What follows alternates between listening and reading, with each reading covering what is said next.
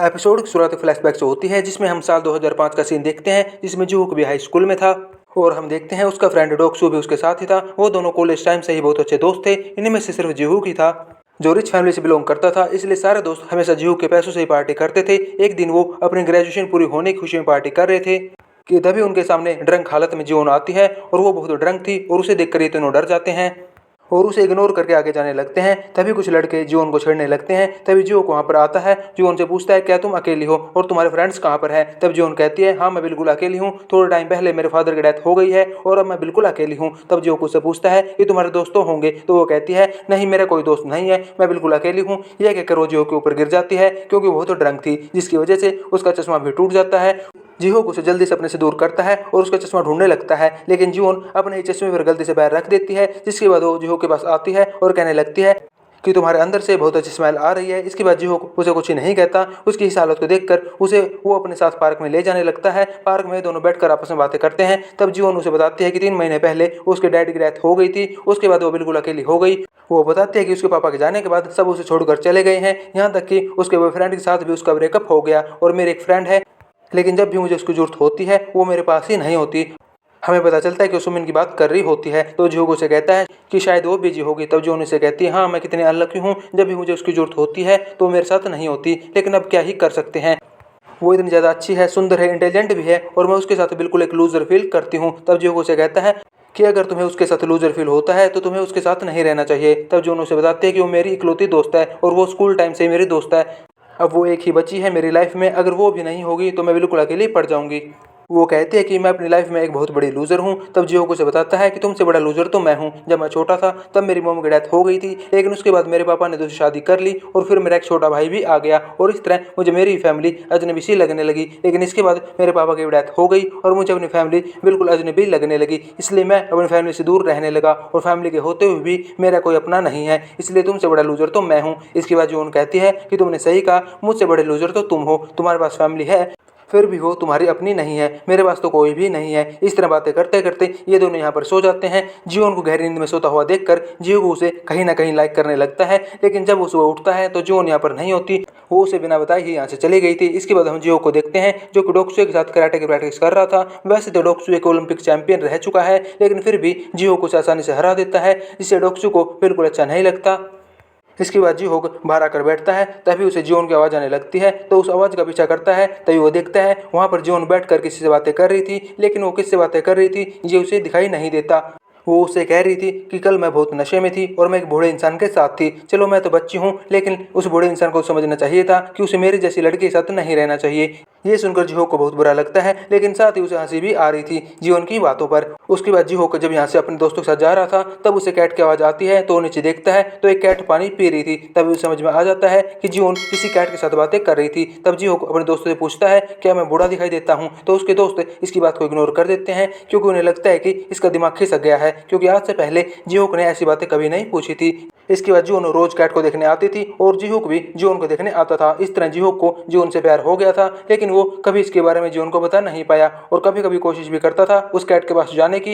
इस तरह ही मौसम बदलते गए, साल बीतते गए और कैट की हर जरूरत पूरी होने लगी। जब सर्दी का मौसम आया तो जिहोक ने कैट के लिए घर भी बना दिया, जो जियोन को देखकर बहुत ही अच्छा लगा। धीरे धीरे कैट की सारी जरूरतें अपने आप ही पूरी हो गई, क्योंकि जिहोक और जियोन दोनों ही उसका ख्याल रखने लगे। ऐसे ही वक्त बीतता गया और साल 2011 भी आ गया।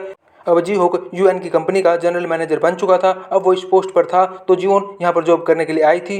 जियोन को देखते ही जिहोक ने उसे पहली नज़र में ही पहचान लिया था, लेकिन जियोन ने उसे नहीं पहचाना था क्योंकि उस दिन वो बहुत ड्रंक थी। उसके बाद जिहोक को लगा शायद जिंदगी उसे दूसरा मौका दे रही है जियोन को अपनी फीलिंग्स बताने का, लेकिन जल्दी उसे पता चल जाता है कि उसने काफ़ी देर कर दी है, क्योंकि तब तक जियोन की लाइफ में मिनहान आ चुका था। इसलिए वो दूर से ही जियोन को देखकर खुश रहने लगा। उसके बाद कहानी आती है वापस प्रेजेंट में, जहाँ पर जिहोक के पास दूसरा मौका है। अगले दिन वो अपना पूरा लुक चेंज करके ऑफिस आता है, जो सच में बहुत ज़्यादा अच्छा लग रहा था। वहाँ पर सभी लोग उसे देखते ही रह जाते हैं। वो सीधा आता है जियोन के पास और उससे कहता है कि आज मैं अपने नए लुक के साथ बहुत ही कॉन्फिडेंट फील कर रहा हूँ। इसके बाद जियोन भी उसे स्माइल देती है, तो मिनहान उसे लेकर जाता है और उसे समझाता है कि मैंने तुमसे कहा था ना कि जिहोक से दूर रहना, तुम मेरी बातों को समझती क्यों नहीं। तो जियोन उसे कहती है ऐसा कुछ भी नहीं है। तब मिनहान उसे समझाता है कि तुम नहीं जानती, क्योंकि तुम एक लड़की हो, मैं एक लड़का हूँ, मैं लड़कों को अच्छी तरह जानता हूँ। वो अपनी गर्लफ्रेंड और वाइफ होने के बावजूद भी दूसरे लड़कियों को देखते हैं। तब जियोन उससे कहती है हाँ बिल्कुल तुम्हारी तरह। फिर वो कहता है तुम ऐसा क्यों कह रही हो, मैं तुम पर कभी चीट नहीं करूंगा। उसके बाद जियोन कहती है अभी तुमने तो कहा कि सब लड़के एक जैसे होते हैं जो अपनी गर्लफ्रेंड और वाइफ को चीट करते हैं। उसके बाद मिनान कहता है कि नहीं, मुझे छोड़कर बाकी सारे लड़के ऐसे ही होते हैं। अब तो मेरी बात समझ गई। उसके बाद मिस यांग और जियोन आ जाती हैं और वो जियोन को बुलाकर अपने साथ ले जाती हैं। अब जियोन उनके साथ चली जाती है। इसके बाद मिनहान जियोन को देखता रहता है। उसे उसकी बातों का बुरा तो लगता है, लेकिन वो खुश हो रहा होता है क्योंकि कम से कम वो सुंदर तो दिखती है। तभी सुमिन मिनहान के पास आने लगती है तो मिनहान जल्दी से यहाँ से भाग जाता है। उसके बाद हम ऑफिस की लड़कियों को देखते हैं जो कि ब्रेक टाइम में अपने ऑफिस के बॉस के बारे में बातें कर रही थी कि वो कितने हैंडसम है। आज से पहले उन्होंने अपने बॉस पर कभी ध्यान ही नहीं दिया कि वो कितने गुड लुकिंग है। यहीं पर मिस यान, जियोन और योन भी बैठी थी। मिस यान कहती है कि सच में हमारे बॉस बहुत हैंडसम है, लेकिन मैं इसके बारे में ज़्यादा नहीं कह सकती क्योंकि मैं मैरिड हूँ। इसके बाद जियोन हंसने लगती है, लेकिन योन कहती है मुझे तो कुछ ज़्यादा खास नहीं लगे। इसके बाद जियोन सोचने लगती है खासकर जो लड़कियां जिसे डेट कर रही होती हैं वो उनके बारे में ऐसा ही कहती हैं ताकि उन पर कोई शक ना करे। लेकिन वो ये भी कहती है कि योन की चॉइस सच में बहुत अच्छी है। उसके बाद हम जियो को देखते हैं जिसके पास कॉल आता है कि उसने जो क्रूज एंड स्टॉक्स खरीदे थे उनकी मार्केट वैल्यू बहुत ज़्यादा हाई हो जाती है, लेकिन अभी भी जियो अपने स्टॉक्स नहीं बेच रहा था। उसकी सारी बातें दूसरी तरफ उसके दादाजी भी सुन लेते हैं। उन्हें हैरानी होती है कि जियो की वैल्यू इतनी हाई होने के बाद भी जियो उन्हें क्यों नहीं बेच रहा है। वो अपने मैनेजर से कहता है कि जियो पर नजर रखे और ये भी कहता है जियो को इसके बारे में पता नहीं लगना चाहिए। दूसरी तरफ हम मिस यांग, योन और जियोन को देखते हैं जो कि अपने मेल किट प्रोजेक्ट के बारे में बात कर रहे थे कि उसे कैसे और अच्छा बना सकते हैं कि तभी यहाँ पर सुमिन आती है और वो इन सब के साथ बातें करने लगती हैं। वो इन सबको बताते हैं कि स्कूल टाइम में मैं और जियोन बहुत अच्छे दोस्त थे और हम अभी तक साथी हैं। लेकिन वो इसके साथ ये भी बताते हैं कि जब जियोन का कॉलेज चेंज हुआ और वो पढ़ने के लिए सियोल चली गई तब हम दोनों अलग हो गए और मुझे जियोन की बहुत ज़्यादा याद आती थी, इसलिए मैं अपने घर से इतना दूर ट्रैवल करके जियोन के पास जाती थी और इस वजह से मेरे खुद के लेक्चर मिस हो जाते थे। लेकिन दूसरे स्कूल में जियोन अकेला फील ना करे, इसलिए मैं इतना सेक्रीफाइस तो अपने फ्रेंड के लिए कर ही सकती हूँ। सुमिन कहती है कि वो अपनी बेस्ट फ्रेंड जियोन के लिए इतना तो कर ही सकती है क्योंकि जियोन ने अपने नए कॉलेज में जाकर भी कोई दोस्त नहीं बनाए थे और इसलिए मैं उसके साथ नहीं होती थी तो वहाँ पर वो अकेली हो जाती थी। इस पर जियोन कहती है मतलब तुमने जियोन को वक्त ही नहीं दिया कि वो अपने दूसरे कॉलेज में नए फ्रेंड बना सके। जाहिर सी बात है कि हम किसी के साथ इतना वक्त बिताएंगे तो हम नए फ्रेंड्स कहाँ बना पाएंगे। इस पर सुमिन चिढ़ते हुए कहती है कि इसलिए तो मैं और जियोन बेस्ट फ्रेंड्स हैं और आज तक हम साथ हैं। उसके बाद वहाँ पर मिस्टर मैनेजर आ जाता है और जियोन से अपनी कार पार्किंग को ठीक करने के लिए कहता है और जियोन यहाँ से चली जाती है और वो सब पर चिल्लाता है कि क्या तुम सब यहाँ पर कॉफी पीने आते हो, जाओ और अपने काम पर लग जाओ। इसके बाद जियोन कार पार्क में जाती है और मैनेजर की कार पर एक किक मारने वाली होती है, लेकिन वो खुद को कंट्रोल करती है और यहाँ से ऊपर आती है। तब उसे याद आता है कि जब लिफ्ट का दरवाजा खुलेगा तो सुमिन उसके सामने खड़ी होगी और जैसा उसने सोचा था वैसे ही सुमिन उसके सामने ही खड़ी थी। वो जियोन से जाकर चिपक जाती है और उससे कहने लगती है कि जियोन तुम प्लीज़ अपने प्रपोजल में मुझे शामिल कर लो। अगर तुम मुझे वो दे नहीं सकती तो कम से कम मुझे शामिल तो कर ही सकती हो। अगर तुमने मुझे अपने प्रपोजल में शामिल कर लिया तो मेरी जॉब यहाँ पर परमानेंट हो जाएगी। लेकिन जियोन उसे मना करने लगती है और यहाँ से जाने लगती है। लेकिन तभी सुमिन उसका हाथ पकड़ लेती है और कहती है अगर तुम मुझसे नाराज हो तो मैं सीधा मेरे मुंह पर कह दो और मेरी फीलिंग्स को हर्ट कर दो और हमारी किस्मत भी बिल्कुल एक सी है, इसलिए तो हम अब तक साथ हैं और अगर तुम मुझे अपने प्रपोजल में शामिल कर लोगे तो मेरी जॉब यहाँ पर परमानेंट हो जाएगी और हम हमेशा के लिए साथ रहेंगे। इसके बाद मैनेजर किम जियोन को यहाँ से बुला लेते हैं और जियोन सुमिन को कोई जवाब नहीं दे पाती और यहाँ से चली जाती है। इसके बाद मैनेजर किम उससे कहता है कि मैंने इस प्रपोजल में सुमिन को भी शामिल कर लिया है, लेकिन जियोन कहती है कि उसे शामिल करने की क्या जरूरत है, मिस यांग, योन और मैं मिलकर इस प्रपोजल को संभाल लेंगे। लेकिन मैनेजर जियोन पर चिल्लाते हुए कहता है कि मैं इस कंपनी का मैनेजर हूं तो मैं डिसाइड करूंगा कि मेरे प्रपोजल में कौन कौन रहेगा और कौन नहीं, और तुम्हें तो शुक्र मानना चाहिए कि मैंने तुम्हें इस प्रपोजल से बाहर नहीं निकाला। इसके बाद जियोन सैड होती है और ऑफिस से बाहर आती है और सुमिन को देखकर सोचती है कि मैंने कितनी कोशिशें की कि सुमिन को इस प्रपोजल से दूर रखूं, लेकिन आखिरकार उसने मेरे प्रपोजल को चुरा ही लिया। इसके बाद जिहोक उसके पास आता है और उससे पूछता है क्या वो आज रात फ्री है, लेकिन जियोन मना कर देती है कि उसके कुछ और प्लान्स हैं, जिसके बाद जिहोक को बहुत बुरा लगता है। इसके बाद हमें पता चलता है कि जियोन का आज रात का प्लान इन्हो से मिलने जाने का है और वो इन्हो के रेस्टोरेंट जाती है और उसे वहां जाकर मिलती है। ये दोनों इतने सालों बाद एक दूसरे से मिलकर बहुत खुश होते हैं। दूसरी तरफ हम इनहान को देखते हैं जो कि जियोन को बार बार कॉल कर रहा था, लेकिन वो कॉल नहीं उठाती तो वो सुमिन को कॉल करता है। सुमिन उसे बताते कि जियोन तो बहुत टाइम पहले ही अच्छे से तैयार होकर यहाँ से निकल गई है। वो दरअसल इनहान को भड़का रही थी जियोन के खिलाफ। सुमिन उसे कहते कि वो इतने अच्छे से तैयार होकर गई है, मुझे लगा कि वो तुम्हारे साथ डेट पर जा रही है, क्या वो तुम्हारे साथ नहीं है? तब इनहान कहता है वो मेरे साथ नहीं है। फिर वो कहती है कि ये उनकी फैमिली की जेनेटिक प्रॉब्लम है। उसकी मॉम का भी शादी के बाद अफेयर चल रहा था और मुझे लगता है जियोन के साथ भी कुछ ऐसा ही है। लेकिन वो अपनी बात बदलते हुए कहती है कि नहीं, मेरी फ्रेंड ऐसा नहीं कर सकती और तुम उस पर शक मत करना। लेकिन वो जानबूझकर ऐसा कहती है ताकि मिनहान और जियोन में लड़ाई हो जाए। तब मिनहान इस बात पर ओके बोलकर फ़ोन कट कर देता है और वो जियोन के बारे में सोचने लगता है। फ़ोन कट करने के बाद सुमिन बहुत ही खुश हो रही थी क्योंकि उसने तो अपनी चाल चल दी थी। दूसरी तरफ हम इन्हो और जियोन को देखते हैं जो कि आपस में बातें कर रहे थे और फिर इन्हो जियोन को लेटर दिखाता है जो कि जियोन ने लिखा था उस लेटर में लिखा था कि अब मैं तुम्हारी शक्ल बिल्कुल देखना नहीं चाहती और मेरे सामने मत आना। ये पढ़कर जीवन को बहुत अजीब लगता है क्योंकि उसने ये लेटर बिल्कुल भी नहीं लिखा था, लेकिन उसकी हैंडराइटिंग तो सेम थी। लेकिन फिर वो सोचने लगती है कि सुमिन उसकी हैंडराइटिंग कॉपी कर सकती है, जरूर सुमिन ने लिखा होगा। वो इन्हों को बता देती है कि ये लेटर उसने कभी नहीं लिखा। फिर ये थोड़ी देर बातें करते हैं और फिर बाहर आ जाते हैं। बाहर आकर जीवन सोचने लगती है कि ये गलतफहमी की वजह से हमारा रिलेशन खराब हो गया, लेकिन अब क्या कर सकते हैं। वो इन्हों से कहते हैं कि अब मैं रिलेशनशिप में हूँ। उसके बाद इन्हों उससे कहता है, अच्छा वही है तुम्हारा बॉयफ्रेंड जो लंबा सा है और ब्लैक चश्मा लगाता है। उसके बाद जीवन समझ जाता है कि वो जिहो की बात कर रहा है। वो उससे पूछती है, क्या तुम जिहो को जानते हो? वो उसे कहता है कि नहीं, मैं उसे नहीं जानता, लेकिन रीयूनियन पार्टी के बारे में उसी ने मुझे इनविटेशन दिया था। फिर जॉन उससे पूछते हैं कि लेकिन वो तो हमारा क्लासमेट नहीं था, तुम उसे कैसे जानते हो? तो इन्हों कहता है, लेकिन ये तो मैंने उससे पूछा ही नहीं, वो बस एक दिन मेरे रेस्टोरेंट पर आया और मुझे रीयूनियन पार्टी का इनविटेशन देकर गया था। वो तुम्हारी बहुत फिक्र कर रहा था, इसलिए मुझे लगा कि वो तुम्हारा बॉयफ्रेंड होगा। उसके बाद जीहोक भी दूर से इन दोनों को देख रहा था और इन दोनों को ऐसे देखकर उसे बिल्कुल अच्छा नहीं लगता, इसलिए वो यहाँ से चला जाता है। दूसरी तरफ इन्हों अपने रेस्टोरेंट में जाता है और वो अपने मैनेजर को बताता है कि एक गलतफहमी की वजह से उसका पुराना रिलेशन बिल्कुल खराब हो गया, लेकिन अब हम क्या कर सकते हैं क्योंकि जीवन किसी और को लाइक करती है। दूसरी तरफ हम जीवन को देखते हैं जो कि मेडिकल से कुछ दवाइयाँ लेकर अपने घर जा रही थी। तभी उसे कुछ फील होता है कि कोई उसका पीछा कर रहा है, तो वो तेज तेज भागने लगती है। तभी उसके सामने मिनान आ जाता है। मिनान उसे पूछता है कि तुम कहाँ पर गई थी और तुमने इतना मेकअप क्यों कर रखा है? जीवन उसे कहती है, मैं किसी काम के लिए बाहर गई थी। तब मिनान बार बार उसे शक की निगाहों से देखता है और उसे पूछने लगता है, आखिर तुम किसके साथ थी? तभी वो कहता है, तुम जो परफ्यूम यूज करती हो उसकी स्मेल तुम्हारे अंदर से नहीं आ रही, आखिर तुम किससे मिलने गई थी? तब वो उसके कैरेक्टर पर सवाल उठाने लगता है, जिससे जीवन को बहुत गुस्सा आता है, लेकिन वो उसका हाथ पकड़ लेता है और उसे बहुत दर्द हो रहा होता है। वो उसे बार बार अपना हाथ छुड़वाती है, लेकिन वो तो बार बार उसके कैरेक्टर के बारे में बोले जा रहा था। उसके बाद जीवन को समझ आ जाता है कि जरूर सुमिन ने उसे ऐसा कहा होगा। वो बार बार उसे मना करती है, लेकिन मिनान उसका हाथ छोड़ ही नहीं रहा होता। तभी यहाँ पर एंट्री होती है जिहोक की। वो यहाँ पर आता है और मिनान का एक हाथ पकड़ता है और उसे उठाकर सीधा जमीन पर पटक देता है। दरअसल हुआ ये था कि जब जिहोक यहाँ से वापस जा रहा था, वो जीवन को बहुत बार कॉल कर रहा था, लेकिन जीवन ने अपना फ़ोन स्विच ऑफ कर रखा था क्योंकि वो मिनान से पीछा छुड़वाना चाहती थी। इसलिए इस बात पर जिहोक को भी टेंशन होने लगती है, इसलिए वो यू टर्न लेता है और जीवन को ढूंढने लगता है और उसे तब मिनान यहाँ पर दिखता है, इसलिए वो जीवन की हेल्प करने चला आता है। जब मिनान की आंखें खोलती है तो वो अपने सामने जिहोक को देखता है। उससे पूछता है, सर आप यहाँ पर क्या कर रहे हो? इसके बाद जिहोक के सामने फ्यूचर के फ्लैशबैक आने लगते हैं कि इसकी वजह से जीवन की जान गई थी, इसलिए वो उसका गला जोर से दबाने लगता है। बस वो मर ही जाता अगर जीवन उसे बचाने नहीं आती। वो इन दोनों को यहाँ छुड़ाती है और मिनान डर के मारे इन दोनों से यहाँ से भागने लगता है, लेकिन थोड़ी देर भागने के बाद वो सोचता है कि मैं क्यों भाग रहा हूँ, आखिर सर यहाँ पर क्या करने आए थे। उसे इस बात पर बहुत गुस्सा आता है और वो एक जोर से लात मारता है, लेकिन खुद ही गिर जाता है। उसके बाद जीवन को अपने साथ ले जाता है और उसे कॉफी ऑफर करता है, लेकिन जीवन तो उस पर सवालों की बौछार कर देती है और उसे पूछने लगती है कि यहाँ पर क्या कर रहा है और उसे कैसे पता कि वो कहाँ है और क्या कर रही है। लेकिन जीवन उसे कहता है कि मैं किसी जरूरी काम से यहाँ पर आया था, लेकिन जीवन उससे फिर भी पूछती है कि आपको कैसे पता चला कि मैं कहाँ हूँ और कौन सा जरूरी काम। इस पर जीवन उसे बता देता है कि मैं तुम्हें बार बार कॉल कर रहा था, लेकिन तुम्हारा कॉल नहीं लगा, इसलिए मुझे तुम्हारी फिक्र हो रही थी, इसलिए मैं तुम्हें देखने आया था। तब जीवन उसे कहती है कि आपको मेरी फिक्र क्यों हो रही थी?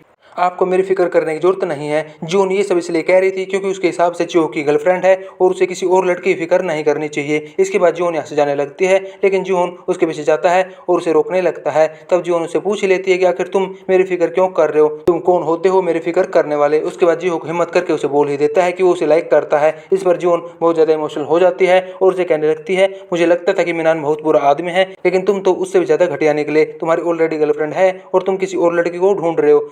जीवन उसे कहते हैं कि जॉन उसकी बहुत अच्छी दोस्त है और उसके लिए बहुत स्पेशल भी है। तुम्हारी हिम्मत कैसे हुई मेरी फ्रेंड को चीट करने की?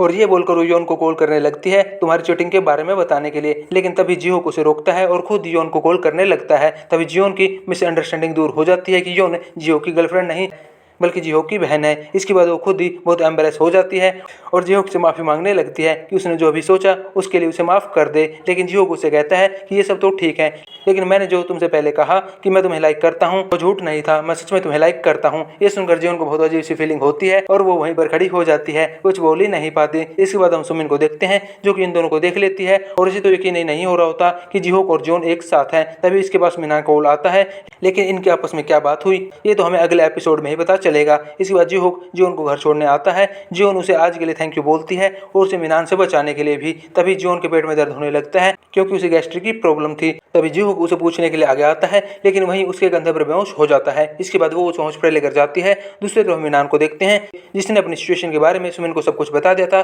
सुमिन वहाँ पर आती है और उसे मिलने से पहले अपना थोड़ा मेकअप करती है और फिर उसके पास जाकर अपना ड्रामा शुरू कर देती है और उसे बताने लगती है कि वही है जो उसका ख्याल रख सकती है और उसे उसकी कितनी फिक्र है। दूसरी तरफ हम जीहोक और जियोन को देखते हैं जो कि हॉस्पिटल में थे।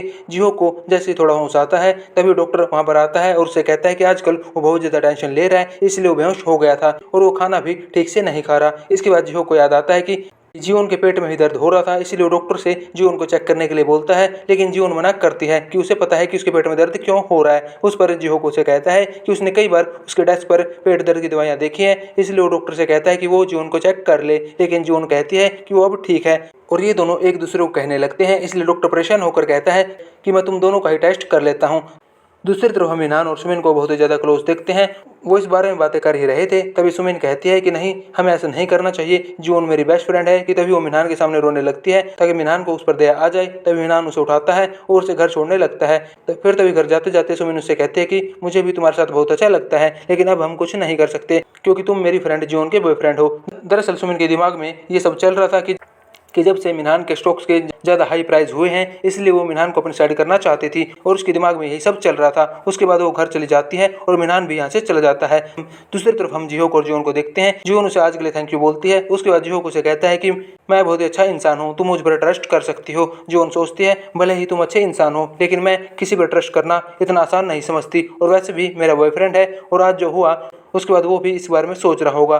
तो जियोक उसे कहता है कि हाँ, उसे सोचना भी चाहिए, अगर अगली बार उसने तुम्हारे साथ ऐसा कुछ किया तो उसके लिए अच्छा नहीं होगा। इसके बाद वो उसे कहता है कि वो सच में उसे पसंद करता है और अगर उसे ना कहना है तो इस बारे में पहले ही सोच ले, उसके बाद ना कहे। इसके बाद ये दोनों चले जाते हैं, लेकिन ये पूरे रास्ते भर एक दूसरे के बारे में ही सोच रहे थे। फिर अगले दिन जियोन तैयार होकर ऑफिस जाती है और उसे अपने ऑफिस के बाहर इनोवा मिल जाता है और ये दोनों वहाँ पर आपस में बैठकर बात कर ही रहे थे कि तभी यहाँ पर जिहोक आ जाता है और उन दोनों को ऐसे देखकर उसका बिल्कुल मूड खराब हो जाता है। ऑफिस में अंदर आने के बाद भी उसका मूड खराब ही रहता है, जिस पर ये तीनों बात करती हैं कि आज अपने बॉस का मूड इतना खराब क्यों है। इस पर मिस यांग कहती है कि नॉर्मल जैसा ही तो है, लेकिन जियोन कहती है कि मैं अच्छे से जानती हूँ उसे कुछ तो हुआ है। इस पर जियोन सोचने लगती है कि ये दोनों सिबलिंग्स हैं और शायद ये एक दूसरे की फीलिंग्स अच्छे से समझ सकते होंगे, और वो भी सोच में पड़ जाती है आखिर जिहोक का मूड इतना खराब क्यों है। इसके बाद यहाँ पर मिनान आ जाता है और वो जियोन को गुस्से से देखने लगता है क्योंकि कल रात की बात के लिए। इसके बाद ये ऊपर टेरेस पर जाता है और स्मोकिंग करने लगता है कि तभी यहाँ पर जिहोक आता है और कहता है यहाँ पर स्मोकिंग करना मना है, इसलिए वो जल्दी से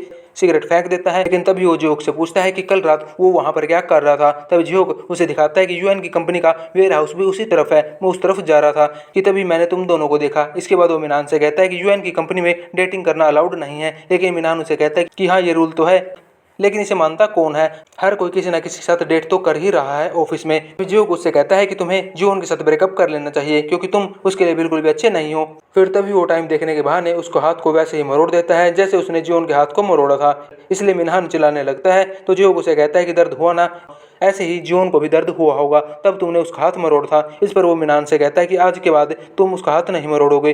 तो मिनान चिल्लाते हुए हाँ कहता है, इसलिए जियोक उसका हाथ छोड़ देता है और उसे ये भी कहता है कि वो जियोन को लाइक करता है, अगर आज के बाद उसने उसे कुछ भी कहा तो उसके लिए अच्छा नहीं होगा। ये सुनकर तो मिनान के होश उड़ जाते हैं। इसके बाद वो नीचे आता है और नीचे आकर स्मोकिंग करने लगता है। तभी उसका जियोन आती है। जियोन यहाँ ब्रेकअप करने के इरादे से आई थी क्योंकि कल जो हुआ उसके बाद, लेकिन मिनान उसे कहता है कि कल जो हुआ उसके लिए मुझे माफ कर देना। तब जियोन सोचने लगती है कि ये इतनी बड़ी बात को इतनी आसानी से कैसे जाने दे सकता है। कि दूसरी तरफ मिनान सोच रहा था कि मुझे जियोन जैसी लड़की नहीं मिलेगी शादी करने के लिए क्योंकि वो बहुत ज़्यादा हार्ड वर्किंग है। उसके बाद जियोन उससे पूछती है क्या वो लड़ाई के बाद सीधा घर गया था, तो मिनान झूठ बोल देता है कि हाँ, मैं सीधा घर ही गया था, लेकिन हम जानते हैं वो असल में कहाँ पर गया था। इसके बाद जब वो ऑफिस के अंदर आती है तो वो सामने जियो को आते हुए देखती है। ये दोनों एक दूसरे के बारे में सोच रहे थे, लेकिन एक दूसरे से कुछ भी नहीं कहते और आपस में क्रॉस कर जाते हैं। इसके बाद मैनेजर किम मिस यांग और जियोन को अपने साथ डिनर के लिए इन्वाइट करते हैं, तो वो उनके साथ चली जाती हैं। इसके बाद जियोन मिनान से कहती है कि अब मुझे लगता है कि मेरे प्रपोजल पर आगे बात बढ़ेगी, इसलिए वो मिनान से कहती है कि तुम भी अच्छी तरह जाकर डिनर कर लेना। फिर तभी मिनान सुमिन से पूछता है, लेकिन सुमिन मना कर देती है। तभी जीवन सोचती है मुझे इन दोनों को साथ में भेज देना चाहिए, इसलिए मिनान को अपना क्रेडिट कार्ड देती है और कहती है कि सुमिन को किसी अच्छे रेस्टोरेंट में अच्छे से लंच करवा देना। इसके बाद हम मीटिंग का सीन देखते हैं जहाँ पे मैनेजर किम इन दोनों के साथ मीटिंग कर रहा था। वो जीवन से कहता है कि उसे अपने मेल किट के प्रोजेक्ट के लिए किसी अच्छे से रेस्टोरेंट से उसकी प्रमोशन करवानी चाहिए, लेकिन जीवन इसके लिए मना कर देती है क्योंकि ये प्रपोजल हमने आम लोगों के लिए बनाया है और वो अच्छे से रेस्टोरेंट में जाकर खाना कैसे खा सकते हैं। ये प्रपोजल ही हमने नॉर्मल लोगों के लिए बनाया है। अगर हम इसे किसी रेस्टोरेंट में प्रमोट करवाएंगे तो इसकी वैल्यू ही खत्म हो जाएगी। लेकिन मैनेजर किम उसकी इस बात पर नाराज हो जाता है और उसे इस प्रपोजल से निकाल देता है। ये सुनकर दोनों ही हैरान हो जाते हैं क्योंकि ये प्रपोजल तो जियोन का ही था, वो कैसे इस प्रपोजल से उसे निकाल सकता है। तब जियोन कहते हैं कि ये प्रपोजल मेरा है, आप मेरे प्रपोजल से मुझे कैसे निकाल सकते हैं। इस पर मैनेजर किम कहते हैं कि ये प्रपोजल तुम्हारा कैसे हुआ, तुम कंपनी के लिए काम करती हो तो ये प्रपोजल भी कंपनी का हुआ ना। इसके बाद जियोन यहाँ से गुस्से से चली जाती है। दूसरी तरफ हम मिनहान और सुमिन को देखते हैं जो कि एक अच्छे से रेस्टोरेंट में लंच करने के लिए आए थे। दोनों ही एक दूसरे के सामने शो ऑफ कर रहे थे, लेकिन असल में दोनों थे एक नंबर के बुद्धू। यहाँ पर सुमिन मन में सोचती है कि मिनहान कितना डिसेंट गाय है और उसे हर चीज की समझ भी है। दूसरी तरफ मिनहान यहाँ पर सुमिन के सामने शो ऑफ कर रहा था ताकि वो उसे इम्प्रेस कर सके और दोनों यहाँ पर बैठकर वाइन पीने लगते हैं। दूसरी तरफ जियोन के जाने के बाद मिस यांग मैनेजर किम से जियोन के बारे में बात करने लगती है और कहती है कि ये उसी का प्रपोजल है तो हम उसे कैसे बाहर निकाल सकते हैं। इसके बाद मिस्टर किम बताते हैं कि ये उसका प्रपोजल नहीं है, अब ये उसका प्रपोजल है और हम सब मिलकर इस पर काम करेंगे, वैसे भी वो किसी काम की नहीं है। इसके बाद वो कहता है कि मैं जियोन का नाम हटाकर इसमें मिस्टर वैंग का नाम लगाने वाला हूँ क्योंकि वो मेरे दूर के रिश्तेदार हैं। असली बात तो यही थी कि वो मिस्टर वैंग का नाम इसमें शामिल करना चाहते थे, जियोन का नाम निकालना तो बस बहाना था ताकि वो मिस्टर वैंग का नाम इसमें शामिल कर सके। लेकिन बेचारी मिशियान कुछ भी नहीं कह पाती और चुपचाप वहीं पर बैठी रह जाती है। दूसरी तरफ ये प्रपोजल जब अप्रूव हो जाता है तो जिहूक के पास जाता है। जिहूक उसे देखते ही समझ जाता है कि जियोन का प्रपोजल है, लेकिन इसमें जियोन का नाम तो है ही नहीं। ये देखकर उसे बहुत हैरानी होती है। दूसरी तरफ हम जियोन को देखते हैं जिसके पास मैसेज आता है कि उसके अकाउंट से 3 लाख वोन खर्च हो गए हैं। वो सोचती है कि मिनहान ने बिना सोचे समझे उसके अकाउंट से इतने सारे पैसे कैसे खर्च कर दिए। वो सोचती है मैं ऐसा चलने नहीं दे सकती, अब मैं दूसरे लोगों को अपना फायदा उठाने नहीं दूंगी। वो ये सब सोच ही रही थी तभी उसके पास जिहूक का मैसेज आता है जो उसे प्रपोजल के बारे में पूछता है, लेकिन वो उसे नहीं बताती कि उसे प्रपोजल से निकाल दिया गया है। तब जिहूक उससे पूछता है कि आज रात को वो उसे एक जरूरी जगह पर ले जाएगा। फिर हम दोनों को देखते हैं जहाँ पे जिहूक जियोन को जूडो क्लास में लेकर आया था जो कि डोक्सू थी, क्योंकि जिहूक उसे सेल्फ डिफेंस सिखाना चाहता था क्योंकि जियोन ने उसे कहा था कि वो सेल्फ डिफेंस सीखना चाहती है। इसके बाद उसे कहता है कि उसे डोक्सू से लड़ाई करनी है। फिर वो उसे जूडो के कुछ बेसिक रूल सिखा देता है और फिर उसे कहता है कि उसे डोक्सू को फ्लिप करके गिराना है। पहले तो ऐसा नहीं कर पाती, फिर जिहूक उसे समझाता है कि उसे अपनी पूरी ताकत को एक जगह पर लगाना है। इसके बाद वो अपनी पूरी ताकत लगाती है और डोक्सू को फ्लिप करके गिरा देती है। वो इस बात से खुश हो ही रही थी तभी जिहूक उसके सामने आ जाता है और कहता है अब तुम्हें मुझे फ्लिप करके दिखाना है। तब जियोन जिहूक को फ्लिप करने की कोशिश करती है, लेकिन उससे तो वो फ्लिप ही नहीं हो रहा होता और उल्टा उसके चक्कर में वो गिरने लगती है। लेकिन जब भी जिहूक उसे संभालता है और सीधा खड़ा कर देता है और उसे कहता है हर बार आसान नहीं होगा, अगर सामने वाला तुमसे ताकतवर हो तो तुम्हें अपना दिमाग का इस्तेमाल करना होगा कि तुम कैसे उसे फ्लिप कर सकती हो। उसे पहले पुल करो, फिर पुश करो और फिर अपने दिमाग का यूज करते हुए उसे गिराओ। फिर जियोन ऐसा ही करती है और उसे अड़ंगी देकर गिरा देती है और फाइनली उसे फ्लिप करने में कामयाब हो जाती है। फिर जियोन उसे कहने लगती है कि देखा मैंने कर दिखाया, आखिर मैंने तुम्हें फ्लिप कर ही दिया। तब जिहूक उसे साइड में लेटा हुआ होता है। तब उसे जिहूक की शक्ल को जानी पहचानी सी लगती है। दरअसल 2005 में जब ये दोनों पार्क में लेटे हुए थे तब जियोन का चश्मा टूटा हुआ था, इसलिए उसे उसका चेहरा पहचान में नहीं आ रहा था। इसलिए वो आज दोबारा सोचती है कि ये चेहरा उसने कहीं तो देखा है। इसके बाद जियोन जिहूक को थैंक यू बोलती है और जिहूक उसे कहता है कि अब तुम्हारी लाइफ में ऐसा कोई नहीं है जिसे तुम फ्लिप नहीं कर सकती। अगले दिन जियोन ऑफिस में जाती है और वो मैनेजर किम को देखकर सोचती है कि अब मुझे सबसे पहले तुम्हें फ्लिप करना है। इसलिए वो मैनेजर किम के पास जाती है और कल रात के लिए उनसे माफ़ी मांगती है और कहती है कि इस प्रपोजल में वो उसे शामिल कर ले। तब मैनेजर किम कहता है अच्छा ठीक है, तुम इस प्रपोजल से रिलेटेड कुछ आइडियाज लेकर आओ, अगर तुम ऐसा करती हो तो मैं तुम्हें इस प्रपोजल में शामिल करने के बारे में सोचूंगा। इस पर मिशियांग को बहुत बुरा लगता है, लेकिन दूसरी तरफ सुमिन बहुत खुश हो रही थी क्योंकि बिना कुछ करे वो प्रपोजल में शामिल हो गई थी। इसके बाद लंच के टाइम जियोन और जियोन बातें कर रहे थे। तब जियोन से कहती है मुझे माफ़ कर देना, मेरी वजह से तुम्हारा नाम इस प्रपोजल से हट गया। जियोन कहती है नहीं कोई बड़ी बात नहीं है। इसके बाद जियोन उसे इन्हो का लाया हुआ केक खिलाती है जो उसे बहुत ज़्यादा पसंद आता है। उसी वक्त इन्हो का फ़ोन भी आ जाता है। वो उससे पूछता है कि जियोन तुम्हें केक कैसा लगा। तब जियोन और जियोन दोनों उसकी तारीफ करते हैं जिसे इन्हो भी फ़ोन पर सुन लेता है और उसे बहुत खुशी होती है। इसके बाद हम सुमिन को देखते हैं जो कि मिशियांग के पास जाती है और उन्हें मक्खन लगाने लगती है क्योंकि उसे तो प्रपोजल के बारे में कुछ भी पता नहीं था। अब मिशियांग से उसे थोड़ी बहुत इन्फॉर्मेशन मिल सकती थी। वो जियोन की तारीफ भी करती है और साथ ही उसकी बुराई भी करती है कि जियोन काम में तो अच्छी है लेकिन वो कभी कभी केयरलेस हो जाती है। तो हमें आपस में मिलते रहना चाहिए क्योंकि आगे जाकर हमें ही इस प्रपोजल को संभालना है। दूसरी तरफ जीवन ये सोच रही थी कि वो ऐसा क्या करे कि ये प्रपोजल फेमस भी हो जाए और उसके काम का सारा क्रेडिट उसे ही मिल जाए। इसके बाद सुमिन और मिस यांग जीवन के पास आती हैं और इस प्रपोजल के बारे में नए आइडियाज मांगने लगती हैं, क्योंकि ये प्रपोजल तो जीवन का ही था, तो उससे अच्छा आइडिया कोई नहीं दे सकता था। इसके बाद जीवन कहती है कि उसे इस प्रपोजल को मिस्टर वैंग के नाम से फेमस करना चाहिए, क्योंकि वो बहुत ही फेमस आदमी है और आसानी से ये प्रपोजल फेमस हो जाएगा। इसके बाद इस प्रपोजल को मिस्टर वैंग के नाम से प्रमोट किया जाता है और सब जगह इसके होल्डिंग लगा दिए जाते हैं और मिस्टर वैंग के नाम से यूज करके ये मिल्क प्रोजेक्ट बहुत ज़्यादा फेमस हो जाता है और हर जगह इसी की बात होने लगती है। सक्सेस मिलने के बाद मैनेजर किम मिस्टर वैंग से मिलने जाते हैं, तब मिस्टर वैंग मैनेजर किम को थैंक्स बोलते हैं, क्योंकि उन्होंने इसके लिए उसका नाम सजेस्ट किया, लेकिन ये नाम तो जियो ने सजेस्ट किया था। लेकिन मैनेजर किम यहाँ पे सारा क्रेडिट खुद ही ले जाता है। इसके बाद वो मैनेजर किम से कहते हैं कि अगर मैं यूएनई कंपनी का सीईओ बन गया तो मैं तुम्हें बहुत अच्छी पोस्ट दूंगा, इसलिए तुम ऐसे ही काम मेरे लिए करते रहना और कुछ दिनों के लिए मुझे बिजनेस ट्रिप पर जाना है, तो मेरे पीछे से सारा काम तुम संभाल लेना। और जून को इसी बात का इंतजार था, क्योंकि जून जानते थे कि बिजनेस ट्रिप पर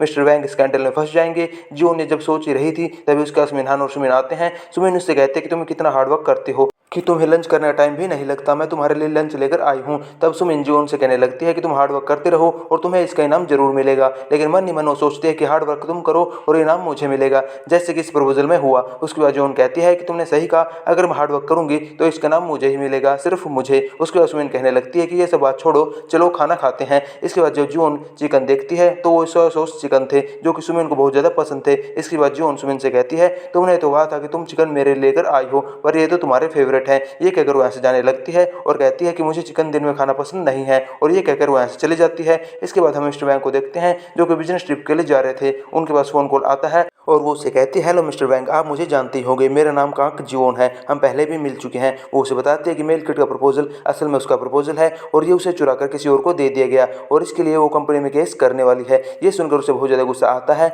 और वो गुस्से में फोन काट कर बैठ जाता है। तभी क्रू मेंबर उसके पास आते हैं और उन्हें परेशान करने लगता है। फिर मेल क्रू मेंबर उसे हैंडल करने के लिए आता है, लेकिन वो उसे भी असोल्ट करने लगता है। दूसरी तरफ सभी लोग इसका वीडियो बनाने लगते हैं कि तभी मैनेजर किम को फोन करता है, गुस्से में और चिल्ला चिल्ला कर कहने लगता है कि तुमने मुझे जो मेल किट का प्रपोजल दिया है वो किसी जो नाम की लड़की का है, उसका मुझे अभी फ़ोन आया था और वो मुझे धमकी दे रही थी कि वो मुझ पर केस कर देगी, प्लीज़ उसे संभालो और उसे उसकी औकात दिखा दो। फिर यहाँ कोई वीडियो बना लेता है और ये सब बातें पूरे इंटरनेट पर छा जाती हैं और सब सुन लेते हैं कि कैसे एक लड़की का प्रपोजल चुरा कर किसी और ने ले लिया और उस लड़की को बुली भी किया गया।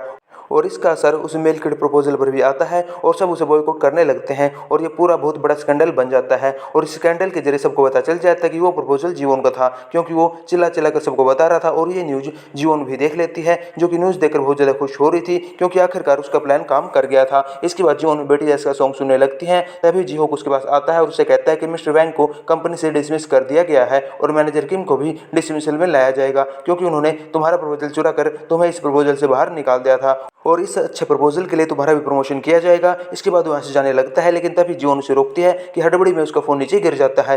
फोन पर बीटीएस के सॉन्ग चल रहे थे, जो कि जीहोक भी सुन लेता है और कहता है मुझे भी बीटीएस बहुत पसंद है। तभी जीवन उसे कहती है हाँ, मैं डायनामाइट सॉन्ग सुनना चाहती थी, लेकिन वो मुझे कहीं नहीं मिला। उसके बाद जियो कहता है कि मुझे स्प्रिंग डे सॉन्ग बहुत ज़्यादा पसंद है, लेकिन तभी जियोन के दिमाग में बात आती है कि स्प्रिंग डे सॉन्ग, लेकिन स्प्रिंग डे सॉन्ग तो 2017 में रिलीज हुआ था, तो जियो को इसके बारे में कैसे पता है, क्योंकि ये साल 2013 चल रहा है। इसके साथ साथ वो ये भी सोचने लगती है कि जियो को उसकी बीमारी के बारे में पहले से ही पता था और वो मिनहान के बारे में हमेशा कहता है कि वो एक अच्छा इंसान नहीं है। इसके बाद जियो भी सोचने लगता है कि जियो ने डायनामाइट सॉन्ग का नाम लिया, लेकिन डायनामाइट सॉन्ग तो 2020 में रिलीज हुआ था और अब साल 2013 चल रहा है, तो उसे भी डायनामाइट सॉन्ग के बारे में कैसे पता है। दोनों ही हैरानी के साथ एक दूसरे को देखने लगते हैं, क्योंकि उन दोनों को ही नहीं पता था कि वो दोनों ही टाइम ट्रैवल करके आए हैं और अपनी सेकंड लाइफ जी रहे हैं। उसके बाद दोनों को एक दूसरे का सच पता चल जाता है। उसके बाद जिहोक जून से पूछता है कि क्या तुमने कहा था कि सुमिन को मिनहान से शादी करनी होगी, तुमने ऐसा क्यों कहा था। उसके बाद जून बताते हैं कि हाँ, अगर उसकी शादी नहीं हुई तो मिनहान से मेरी शादी हो जाएगी, उसके बाद मुझे कैंसर हो जाएगा और फिर वो दोनों मुझ पर चीट करेंगे और उसके बाद वो दोनों मिलकर मुझे मार डालेंगे। इसलिए अगर मुझे मेरा भाग्य चेंज करना है तो मुझे सुमिन और मिनहान की शादी करवानी होगी।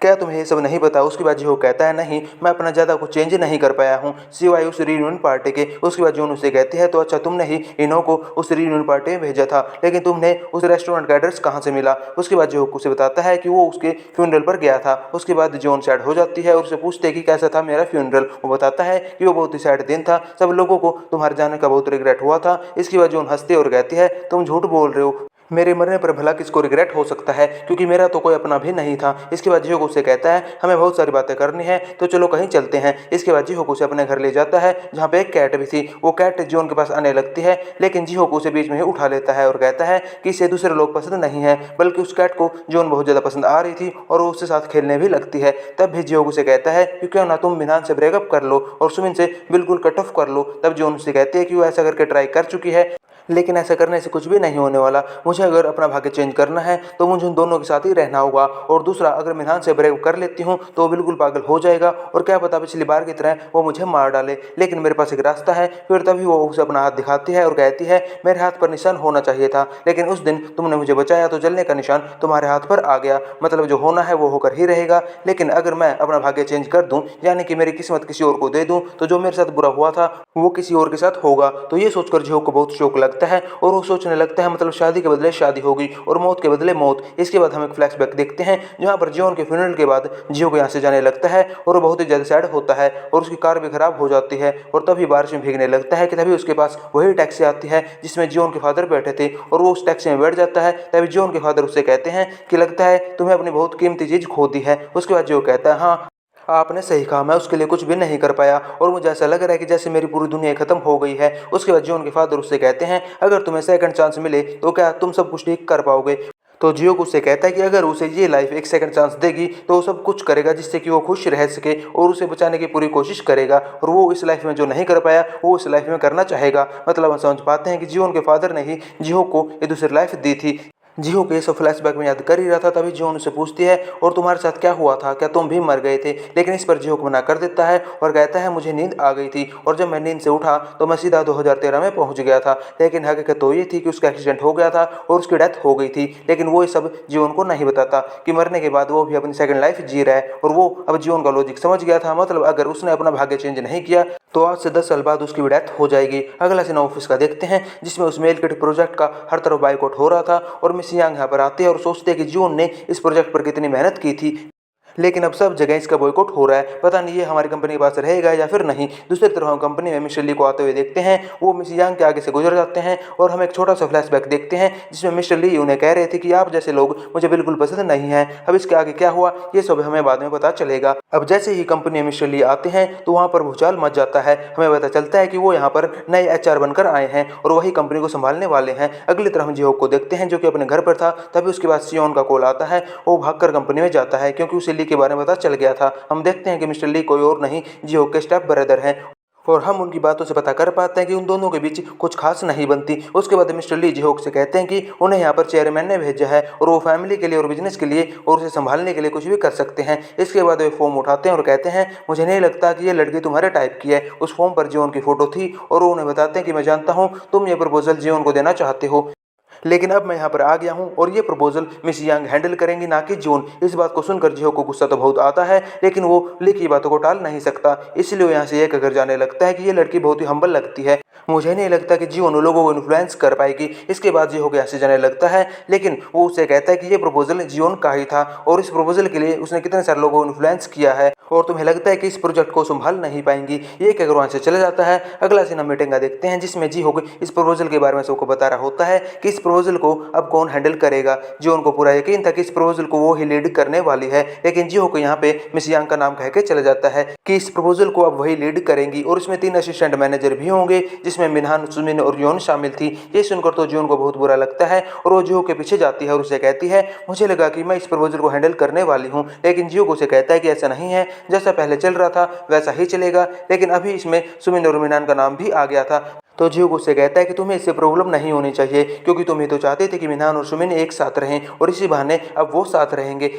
दूसरी तरफ इन प्रोजेक्ट्स के नए लीडर्स को देखते हैं जिसमें जो उन कहते हैं कि इस बात का कोई सेंस नहीं बनता कि इस प्रोजेक्ट के लिए 3 असिस्टेंट मैनेजर की जरूरत हो, लेकिन सुमिन और मिनहान तो फ्री में खुश हो रहे थे क्योंकि उन्हें बिना कोई मेहनत करे इस प्रोजेक्ट में उनका नाम जो आ गया था। अब हम लंच का टाइम देखते हैं जब मिनहान और सुमिन एक साथ थे और वो बातें कर रहे थे कि तभी सुमिन मिनहान से यूएन की कंपनी की वर्कशॉप में जाने की बात करती है। इसके बाद हम जिहो को देखते हैं जो कि बहुत परेशान हो गया था क्योंकि अब उसे जियो का लॉजिक समझ में आ गया था। उसे समझ में आ गया था कि अगर उसने अपना भाग्य चेंज नहीं किया तो 10 साल के बाद उसकी डेथ हो जाएगी। इसके बाद हम जियो को देखते हैं जो कि इन्हों को रेस्टोरेंट में जाता है।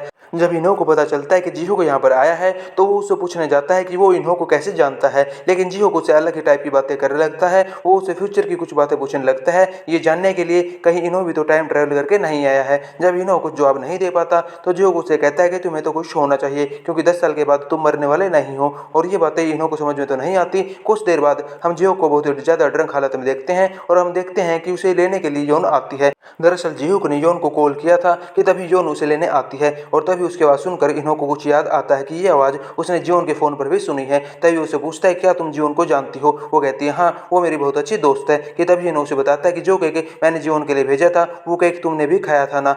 तब योन उसे कहती है अच्छा तो तुमने बनाया था। वो उसकी तारीफ करती है कि वो केक सच में बहुत ज़्यादा टेस्टी था और उसने बहुत ज़्यादा एंजॉय किया। फिर उसे बताते हैं कि ये मेरा भाई है जो कि मेरा बॉस भी है, अब मैं इसे घर लेकर जा रही हूँ। फिर योन जिहो को घर लेकर आती है। उसके बाद हम जिहो को शूटिंग करते हुए देखते हैं कि तभी उसके पास एक सर्वेंट आता है और उसे हैंगओवर ड्रिंक देता है। उसके बाद वो उसे बताते हैं कि दादाजी उसे बुला रहे हैं। फिर जिहो अपने ग्रैंडफादर के पास जाता है। तभी दादाजी जिहो को न्यूज़पेपर दिखाते हैं और कहते हैं कि यूरा ने मिस्टर वैंग के केस को बहुत अच्छे से संभाल लिया है और उसकी इमेज का भी बहुत ज़्यादा ध्यान रखा है। वो बहुत ही स्मार्ट लड़की है। इसके बाद वो जिहोक से पूछते हैं क्या ली के साथ तुम्हारे कंपनी में आर्गुमेंट हुआ है, लेकिन जिहोक उससे मना कर देता है, जबकि सच्चाई तो दादाजी को भी पता थी। वो उससे कहते हैं कि उसे ली के साथ मिलकर काम करना होगा और कंपनी के लिए यही अच्छा है। उसके बाद वो यूरा की तारीफ करने लगते हैं।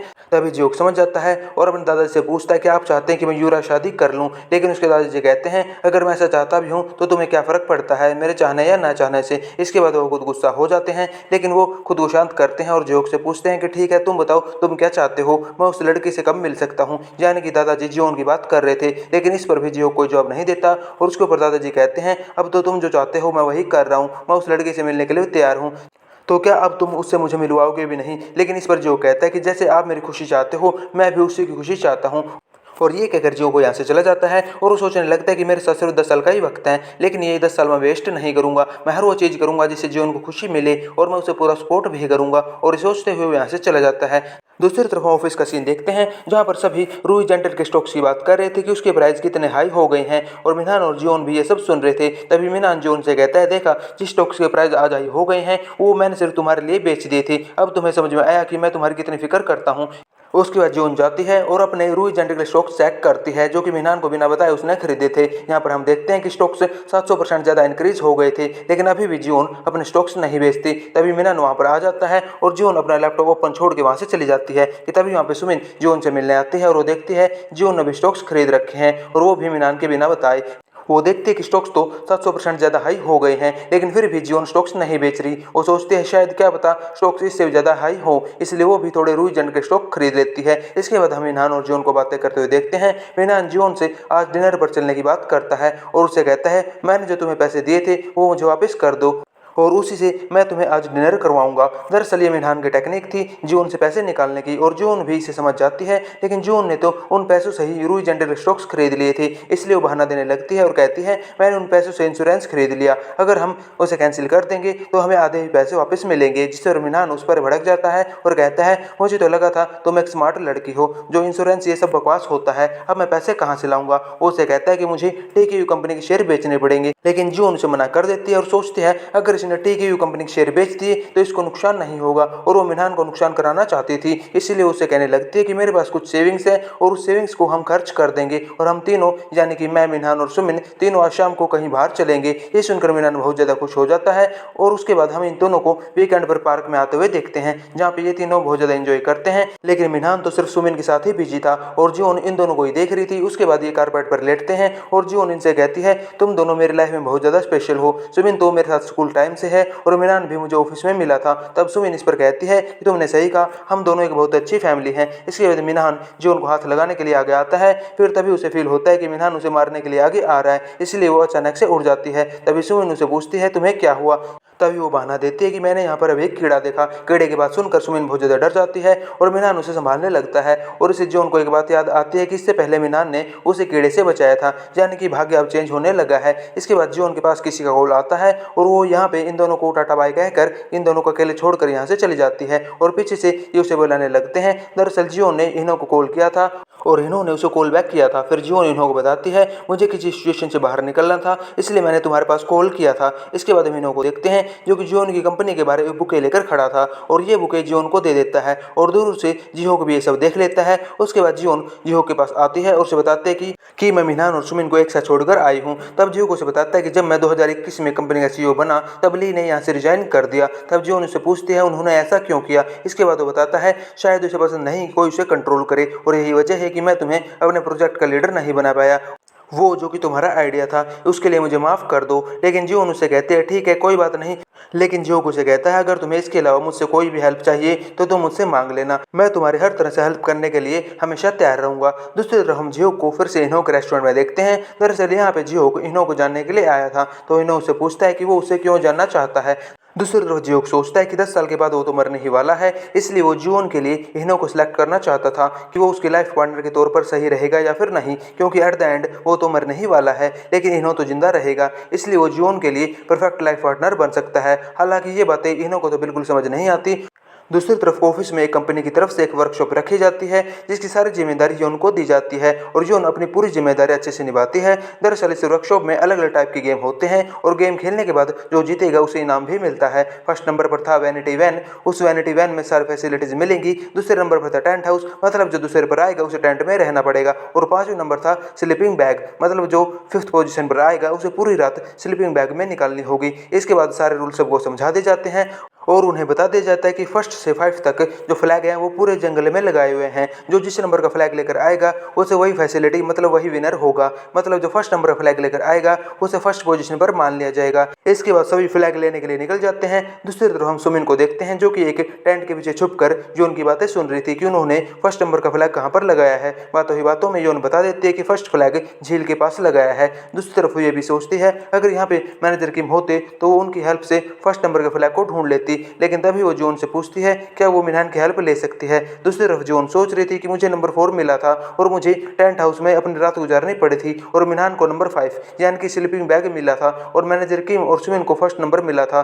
लेकिन इतनी देर के बाद भी जब जियोन कोई जवाब नहीं देती तो सुमिन उससे पूछती है क्या वो नहीं चाहती कि वो उसके बॉयफ्रेंड को लेकर जाए। लेकिन जियोन कहती है ऐसा कुछ नहीं है, तुम उसे लेकर जा सकती हो और वो खुद अकेले ही नंबर 1 के फ्लैग को ढूंढने के लिए निकल पड़ती है कि तभी उसके सामने जिहोक आता है और उससे पूछता है कि क्या तुम्हें पता है कि नंबर 1 फ्लैग कहाँ पर है। उसके बाद जियोन बताती है कि हाँ, उसने जियोन को बातें करते हुए सुना था कि वो झील के पास लगाया है। उसके बाद जिहोक उससे कहता है कि मैं तुम्हारी हेल्प करता हूँ, लेकिन जियोन उससे कहती है कि नहीं, मैं अपने बल पर आगे बढ़ना चाहती हूँ, ना कि किसी और की हेल्प से।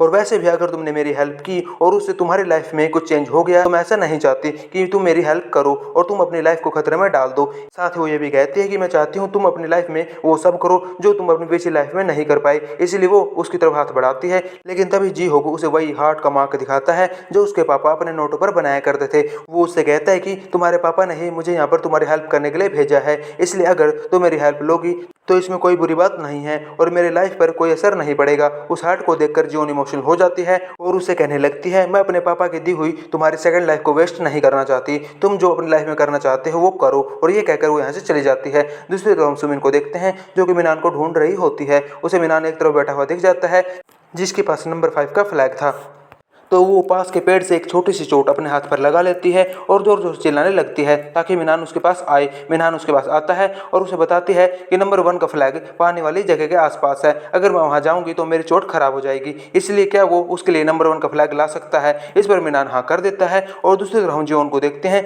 जिसकी नंबर 1 का फ्लैग मिल जाता है, लेकिन वो एक झील पर था और वो एक ऊंचे पत्थर पर लगा हुआ था जिसमें लोगों को तैर कर जाना था। वो अकेली ही यहाँ से तैर कर जाने लगती है, लेकिन दूसरी तरफ हम जियोन को देखते हैं जो कि सबको बताते हैं जहाँ पे नंबर 1 का फ्लैग लगा है वहाँ पानी बहुत ही ज़्यादा है और जिहोक की सारी बातें सुन लेता है। हम दूसरी तरफ जियोन को देखते हैं जो कि पानी में उतर गई थी उस फ्लैग को लेने के लिए, लेकिन आगे जाकर पानी गहरा होता है जहाँ वो डूबने लगती है। लेकिन तभी वहाँ पर जिहोक आ जाता है और उसे बचा लेता है और उसे बचाकर किनारे पर ले आता है और उसे डांटने लगता है कि वो बिना सोचे समझे वो इतने गहरे पानी में क्यों चली गई थी, क्या उसे पता नहीं था उसके साथ क्या हो सकता था। लेकिन जियोन उसे समझाने लगती है कि उसे कुछ भी नहीं हुआ है, वो बिल्कुल ठीक है। लेकिन जिहोक उसके लिए बहुत डर गया था। वो चिल्लाते हुए उसे कहता है तुम किसी की हेल्प क्यों नहीं लेती हो, अगर हेल्प ले लोगी तो तुम्हारा क्या बिगड़ जाएगा। इस पर जियोन भी उस पर चिल्लाती है और कहती है कि मैं सुमिन नहीं हूँ जो कि दूसरे की हेल्प से आगे बढ़े, मैं अपने बलबूते पर आगे बढ़ना चाहती हूँ। और उसके सवालों का जिहोक के पास कोई जवाब नहीं होता। वो उसे बस इतना कहता है कि वो उसे दोबारा खोना नहीं चाहता और यहीं पर वो एक दूसरे को देखते रहते हैं। दूसरी तरफ मिनान और सुमिन को देखते हैं जो कि नंबर 1 का फ्लैग लेने के लिए लेक के पास आए थे। सुमिन के गले में एक बहुत ही एक्सपेंसिव नेकलेस था जो कि उसको मिनान ने गिफ्ट दिया था, लेकिन जब वो लेक के पास आते हैं तो नंबर 1 का फ्लैग तो पहले ही कोई लेकर जा चुका था। दूसरी तरफ हम जियोन को देखते हैं जो कि नंबर 1 का फ्लैग लेकर यहाँ पर आ गई थी और पानी में जाने की वजह से उसे ठंड भी बहुत लगी थी, इसलिए योन और मिस यांग हैरान होते हैं कोई इतने गहरे पानी में जाकर भी फ्लैग कैसे ले आया। उसके बाद वो उससे कहते हैं अब तो वो बस की फैसिलिटी ले सकती है और मिनान को भी वहाँ पर बुला सकती है, लेकिन तभी दूसरी तरफ जियोन सोचने लगते हैं कि आज ऐसा नहीं होगा। इसके बाद जियोन सोचने लगती है पिछली बार मुझे नंबर 4 मिला था यानी कि सिंगल टेंट और मिनान को नंबर 5 मिला था यानी कि स्लीपिंग बैग और सुमिन को नंबर 1 मिला था, और जब मैं आधी रात में टेंट में सो रही थी तब मिनहान मेरे पास आया था, लेकिन आज जब मिनहान नंबर 4 के पास यानी कि सिंगल टेंट के पास जाएगा तब उसे वहाँ पर सुमिन मिलेगी और क्या पता आज रात ही उन दोनों के बीच कुछ हो जाए। और जब जियोन टेंट से बाहर आती है तो उसे जिहूक मिल जाता है। वो उससे कहता है आज जो तुमने किया वो बहुत खतरनाक था, लेकिन जियोन उसे कह देती है कि वो ठीक है। इसके बाद वो दोनों बातें करते हैं और जिहोक उसके आगे के प्लान के बारे में पूछता है तो वो बताती है आगे के प्लान के हिसाब से सुमिन को नंबर 4 मिलना चाहिए ताकि जब आधी रात को मिनहान वहाँ पर जाए तो उसे मैं नहीं बल्कि सुमिन मिले। इसके बाद वो उसे ये भी बताती है कि भाग्य चेंज होना शुरू हो गया है क्योंकि मिनहान ने सुमिन को वो नेकलेस गिफ्ट किया है जो पिछली बार उसने मुझे गिफ्ट दिया था। अब भाग्य चेंज होने लगा है। इसके बाद हम सुमिन को देखते हैं जो कि नंबर 1 के फ्लैग को ढूंढ रही थी, तभी वो जियोन को देख लेती है और उसका पीछा करती है और उसके पास जाकर उसे धक्का देने की कोशिश करती है, लेकिन जियोन चालाकी से उसके बालों को घुमा देती है और उसे बाद में बहाना देने लगती है कि उसके बालों में उसका ब्रेसलेट फंस गया था। उसके बाद वो यहाँ से जाने लगती है, लेकिन उसका मन ही नहीं मानता कि वो सुमिन को ऐसे चोट पहुंचाकर चली जाए। वो फिर से वहाँ पर जाने लगती है, लेकिन तभी सुमिन उसे धक्का देकर गिराकर उसका फ्लैग छीन लेती है और सीन यहाँ पर कट हो जाता है। दूसरी तरफ हम रात का सीन देखते हैं जब योन सबसे अनाउंसमेंट करके पूछती है कि नंबर 1 का फ्लैग किसके पास है। मिनहान तो बहुत ही खुश हो रहा था क्योंकि नंबर 1 का फ्लैग जरूर सुमिन के पास होगा, लेकिन जियोन नंबर 1 का फ्लैग लेकर उड़ जाती है और सभी उसे हैरानी से देखते रहते हैं। इसके बाद हम फ्लैशबैक सीन देखते हैं जब सुमिन इसका फ्लैग छीन कर जा रही थी तब जियोन फाइट बैक करती है और उससे अपना फ्लैग वापस ले लेती है। सुमिन यहाँ से हाथ धोने के लिए जाने लगती है तो पीछे से जियोन भी आ जाती है। तब सुमिन उससे पूछती है तुम जानती हो ना मुझे कहीं भी नींद नहीं आती। तो जियोन कहती है मेरे साथ भी ऐसा ही है, लेकिन सुमिन कहती है कि तुम्हारे साथ ऐसा नहीं है, तुम्हें तो हमेशा कहीं पर भी नींद आ जाती थी। इसके बाद जियोन जाने लगती है, लेकिन सुमिन उससे पूछ लेती है आखिर तुम्हें हुआ क्या है, तुम मुझसे ऐसे बिहेव क्यों कर रही हो। तब जियोन उससे कहती है अगर तुमने बात शुरू कर ही दी है तो मैं तुम्हें बता दूं कि मैं तुम्हें बिल्कुल पसंद नहीं करती। जियोन उससे कहती है कि तुमने हमेशा मेरी सारी अपॉर्चुनिटीज मुझसे ले ली हैं, लेकिन अब मैं तुम्हें ऐसा नहीं करने दूंगी। इसके बाद सुमिन कहती है कि तुमने ही हमेशा अपनी सारी अपॉर्चुनिटीज मुझे दे दी। तब जियोन उससे कहती है कि तुम ठीक कह रही हो, लेकिन अब मैं तुम्हें ऐसा नहीं करने दूंगी। वो ये कहकर जाने लगती है, लेकिन सुमिन उस पर पानी फेंक देती है। तब जियोन उससे कहते हैं कि अब मैं मिनहान के साथ अपनी नई लाइफ शुरू करने जा रही हूँ तो तुम मुझसे दूर हो, और ये सब कहकर जियोन यहाँ से चली जाती है। दूसरी तरफ हम जिहोक को देखते हैं जो कि जियोन को रोता देखकर उसके पास आता है। जियोन उससे कहते हैं कि सुमिन अभी भी उसके साथ कितना बुरा बिहेव कर रही है, क्या वो नहीं जानती उसने मेरे साथ कितना बुरा किया है। जिहोक उसे कहता है कि तुम अपने आप को संभालो, हमारा प्लान बिल्कुल सही काम कर रहा है। दूसरी तरफ हम मिनहान को देखते हैं जिसे सुमिन कुछ इशारे करती है और वो उसके पास जाती है। सुमिन उसकी नशे की हालत का फायदा उठाकर उसे अपनी ओर अट्रैक्ट करती है और फिर वो अट्रैक्ट भी हो जाता है और ये दोनों साथ में नाइट स्पेंड करते हैं।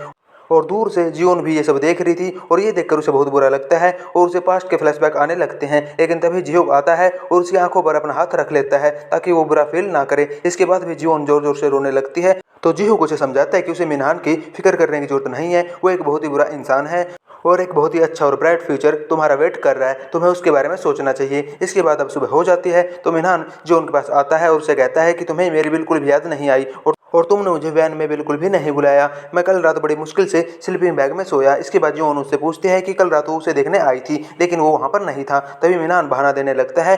दूसरी तरफ मिस यांग भी सुमिन से पूछते हैं कि कल रात वो कहाँ पर थी। वो उसे बताते हैं कि वो थक हार कर रिवर के पास ही सो गई थी, लेकिन हम सब जानते हैं कि कल रात ये दोनों साथ में थे और मिनहान सुमिन को ये बात जियोन को बताने के लिए मना कर देता है ताकि उनके रिलेशन अच्छे रहें। इसके बाद ये सब ऑफिस में वापस आते हैं, लेकिन जिहोक और जियोन एक ही बात सोच रहे कि कल रात सुमिन और मिनहान एक साथ थे, लेकिन फिर भी ये दोनों आज इतना अलग बिहेव क्यों कर रहे हैं। दूसरी तरफ हम सुमिन को देखते हैं जो कि जियोन की फोटोज पर अपना गुस्सा निकाल रही थी, सोच रही थी कि वो मिनहान को अपना कैसे बनाए। दूसरी तरफ मिनहान को देखते हैं जो सुमिन के साथ नाइट स्पेंड करके बहुत ज़्यादा खुश हो रहा था। फिर उसका दोस्त उसकी खुशी की वजह पूछता है तो वो उसे सब कुछ बता देता है। उसका दोस्त उससे कहता है कि वो दो लड़कियों के साथ एक साथ डेट कैसे करेगा जबकि दोनों बेस्ट फ्रेंड्स हैं और वो एक ही ऑफिस में काम करती हैं। ये सुनकर तो मिनहान बहुत ज़्यादा परेशान हो जाता है। बाद में हम ऑफिस का सीन देखते हैं जहाँ पर मिनहान मिनहान को मेल किट के प्रोजेक्ट की फूड टेस्टिंग के लिए सुमिन के साथ कहीं पर जाना था। वो जीवन को अपने साथ चलने की बात करता है, लेकिन जीवन बिजी होने का बहाना देकर इन दोनों को साथ भेज देती है। दूसरी तरफ सुमिन जीवन के पास आती है और उसे एक सॉरी का लेटर देती है। जब जीवन लेटर पढ़ती है तो एक पल के लिए सोचती है कि क्या कहीं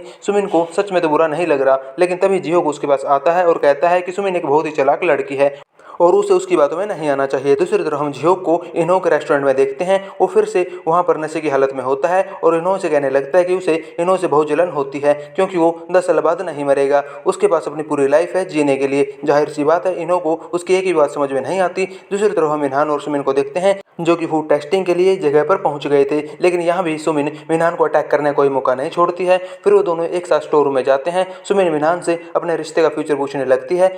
तब मिनहान उसे कहता है कि वो 2 लड़कियों को एक साथ डेट कर सकता है।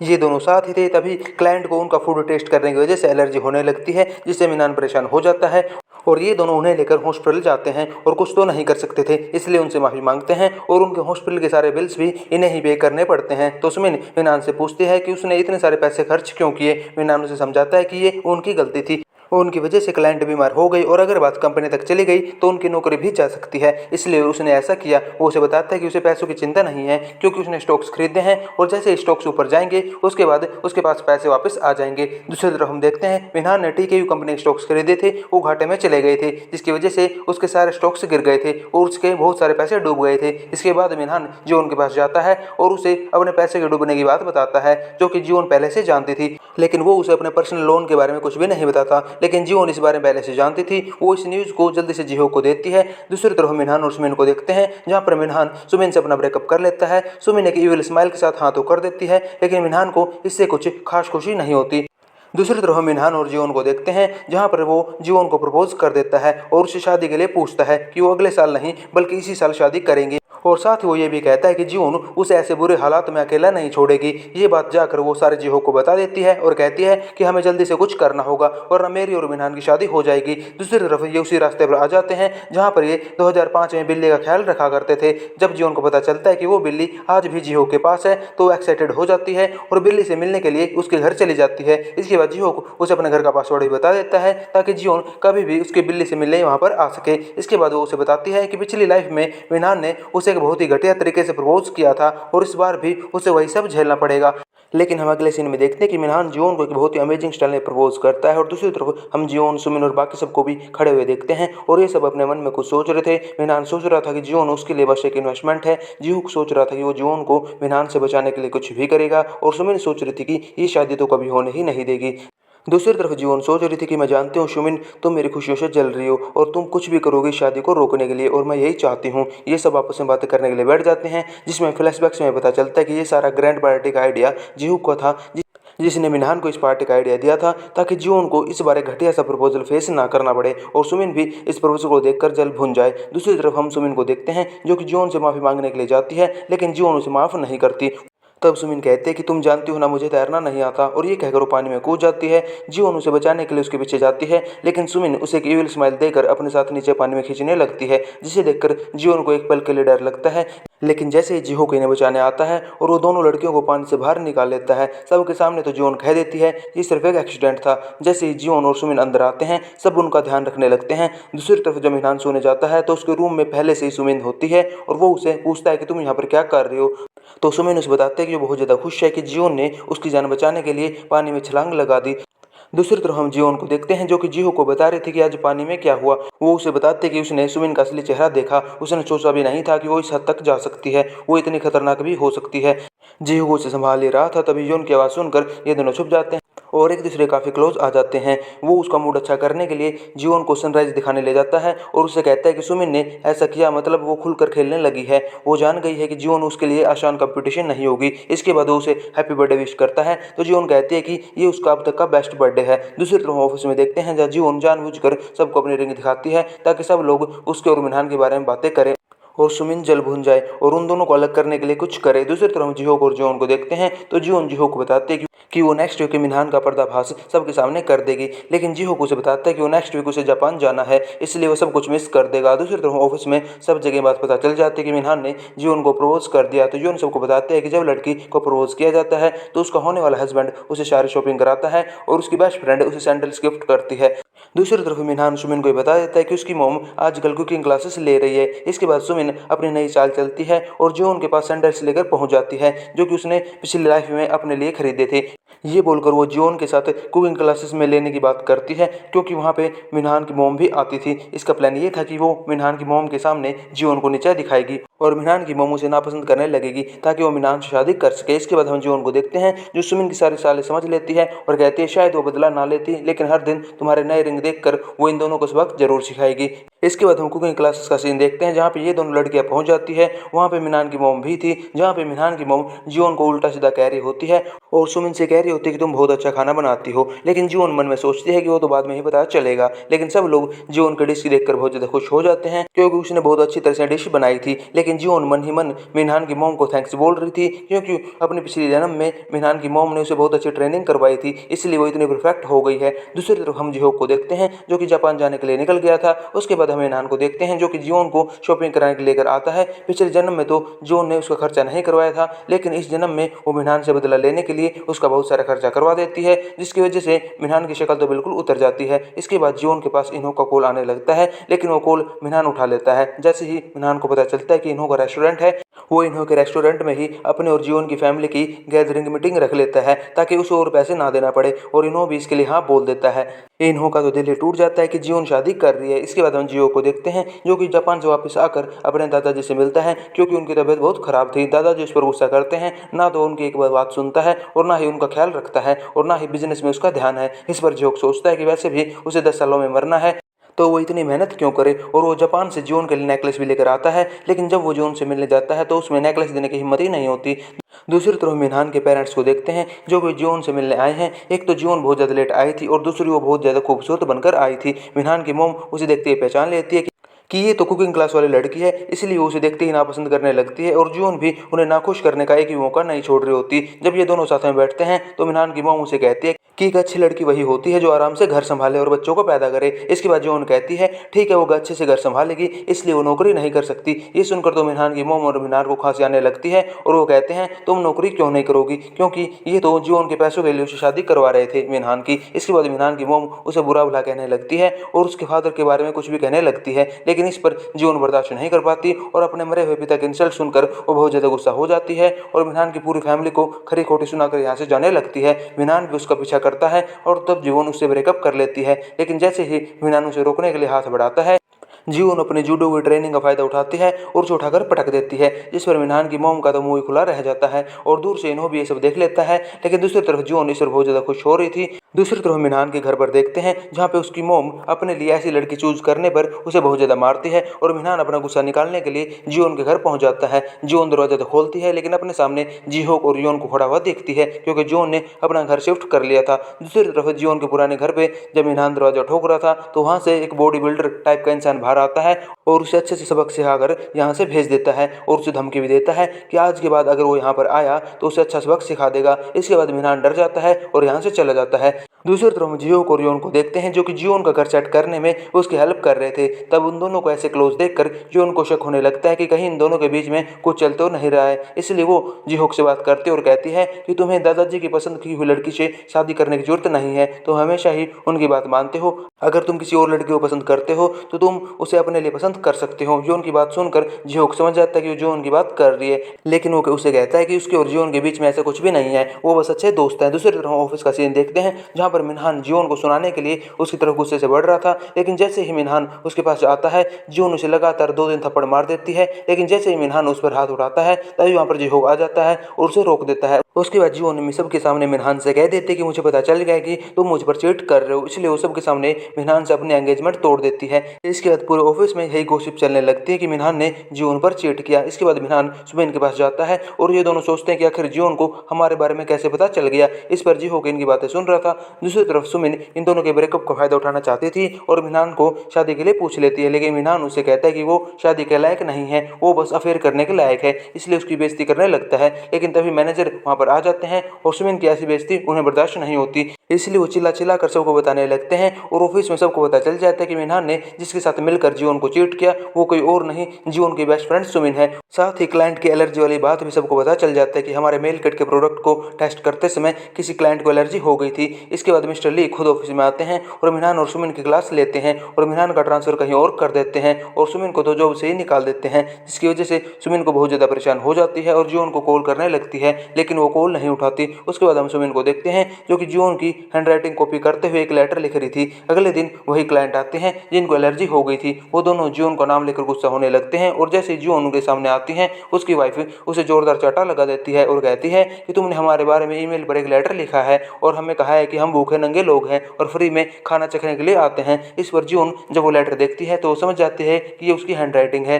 लेकिन ये उसने नहीं लिखा है, लेकिन वो जानती थी इसकी हैंडराइटिंग कौन कॉपी कर सकता है। इसलिए जैसे सुमिन वहाँ से जाती है वो उसका हाथ पकड़ के उन सबके सामने गिरा देती है और उसका फ़ोन चेक कर लेती है और सबको ये प्रूफ देती है कि ये लेटर उसने नहीं बल्कि सुमिन ने लिखा था।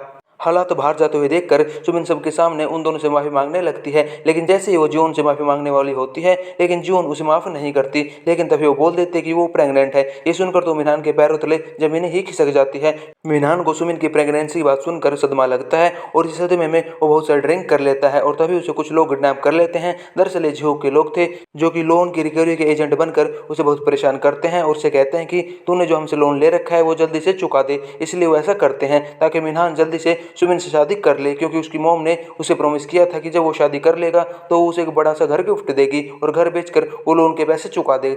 जैसे वो शादी की बात करता है तो मिनहान की मॉम तुरंत मना कर देती है। इसके बाद वो सुमिन के पास जाता है और उसकी प्रेगनेंसी की बात सुनकर उसे शादी की बात बता देता है और वही सारा डायलॉग मारता है जो पिछले जन्म में उसने जीवन को कहा था, यानी कि भाग्य ट्रांसफर होने लगा है। दूसरी तरफ हम मिस्टर ली को देखते हैं जो कि ग्रैंडफादर को बता रहे थे कि जीवन एक बहुत ही मेहनती और अच्छी लड़की है, इसलिए दादाजी उससे कहते हैं कि मैं उससे मिलना चाहता हूँ। अगले दिन हम उनके घर में जीवन को देखते हैं तभी वहाँ पर जिहोक आ जाता है जो अपने घर में जीवन को देखकर खुश कम हैरान ज्यादा था। इसके बाद हम जीवन और योन को देखते हैं जो साथ में डिनर कर रहे थे। तभी जीवन के पास इन्हों की कॉल आने लगती है तो इसको योन उठा लेती है और चालाकी से उन दोनों की डेट फिक्स कर देती है। लेकिन बाद में हमें पता चलता है कि जिहोक का प्लान था, क्योंकि वो सोचता है कि वो 10 साल बाद मर जाएगा, इसलिए वो जीवन के लिए कुछ अच्छा करना चाहता था। इसलिए हम इन दोनों को डेट पर देखते हैं। लेकिन दूसरी तरफ जिहोक को इसके लिए बहुत बुरा और जेलस फील हो रहा था।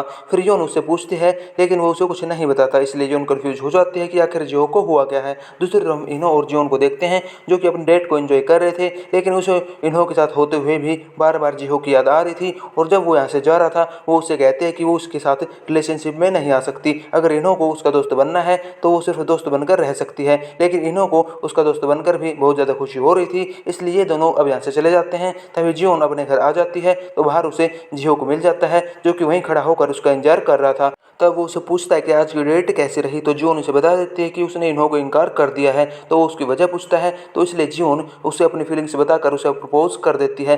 लेकिन तभी जिहोक उसे अपने आप से दूर करता है और कहता है मैं तुम्हारे लिए सही इंसान नहीं हूँ और तुम्हें मुझे चूज करके पछतावा होगा। लेकिन जीवन उसे कहते कि मुझे पछतावा नहीं होगा, लेकिन फिर भी जिहोक उसका हाथ पकड़कर उसे अपने घर से बाहर निकाल कर दरवाजा बंद कर देता है। अगले दिन जैसे ही जीवन ऑफिस जाती है वो जिहोक को देखने के लिए आती है, लेकिन जिहोक वहाँ पे नहीं होता। तभी हम मैनेजर किम और मिस यांग को देखते हैं। अब मिस यांग नई मैनेजर बन चुकी थी और मिस्टर किम अब असिस्टेंट मैनेजर थे। इसके बावजूद भी मिस्टर किम उस पर चिल्ला रहे थे और कह रहे थे कि तुम इतना लेट क्यों आई हो, तुम्हें यहाँ पर सबसे जल्दी आना चाहिए और अपनी टीम का ध्यान रखना चाहिए, अगर तुम काम नहीं करोगी तो तुम्हारी टीम बिखर जाएगी। इस पर भी वो चिल्लाता है, लेकिन इस बार भी मिस यांग उसे कुछ नहीं कहती। इसके बाद हम ब्रेक के टाइम पर मिस यांग जॉन और जॉन को देखते हैं। जॉन सबसे कह रही थी मुझे तो यकीन ही नहीं हो रहा कि मिस्टर किम मैनेजर नहीं रहे। इसके बाद जॉन मिस यांग से कहते हैं कि मिस्टर किम आपसे अब भी इस तरह बात करते हैं, आपको उनकी बातों का पलटवार करना चाहिए। तभी हम देखते हैं कि मिस यांग के पास उसके हस्बैंड का कॉल आता है और वो उसे घर पर बुलाता है, लेकिन मिस यांग कहती है कि अब वो मैनेजर बन चुकी है तो मैं इतनी जल्दी घर नहीं आ सकती और इन दोनों की बहस होने लगती है, जिस पर जॉन भी नोटिस कर लेती है।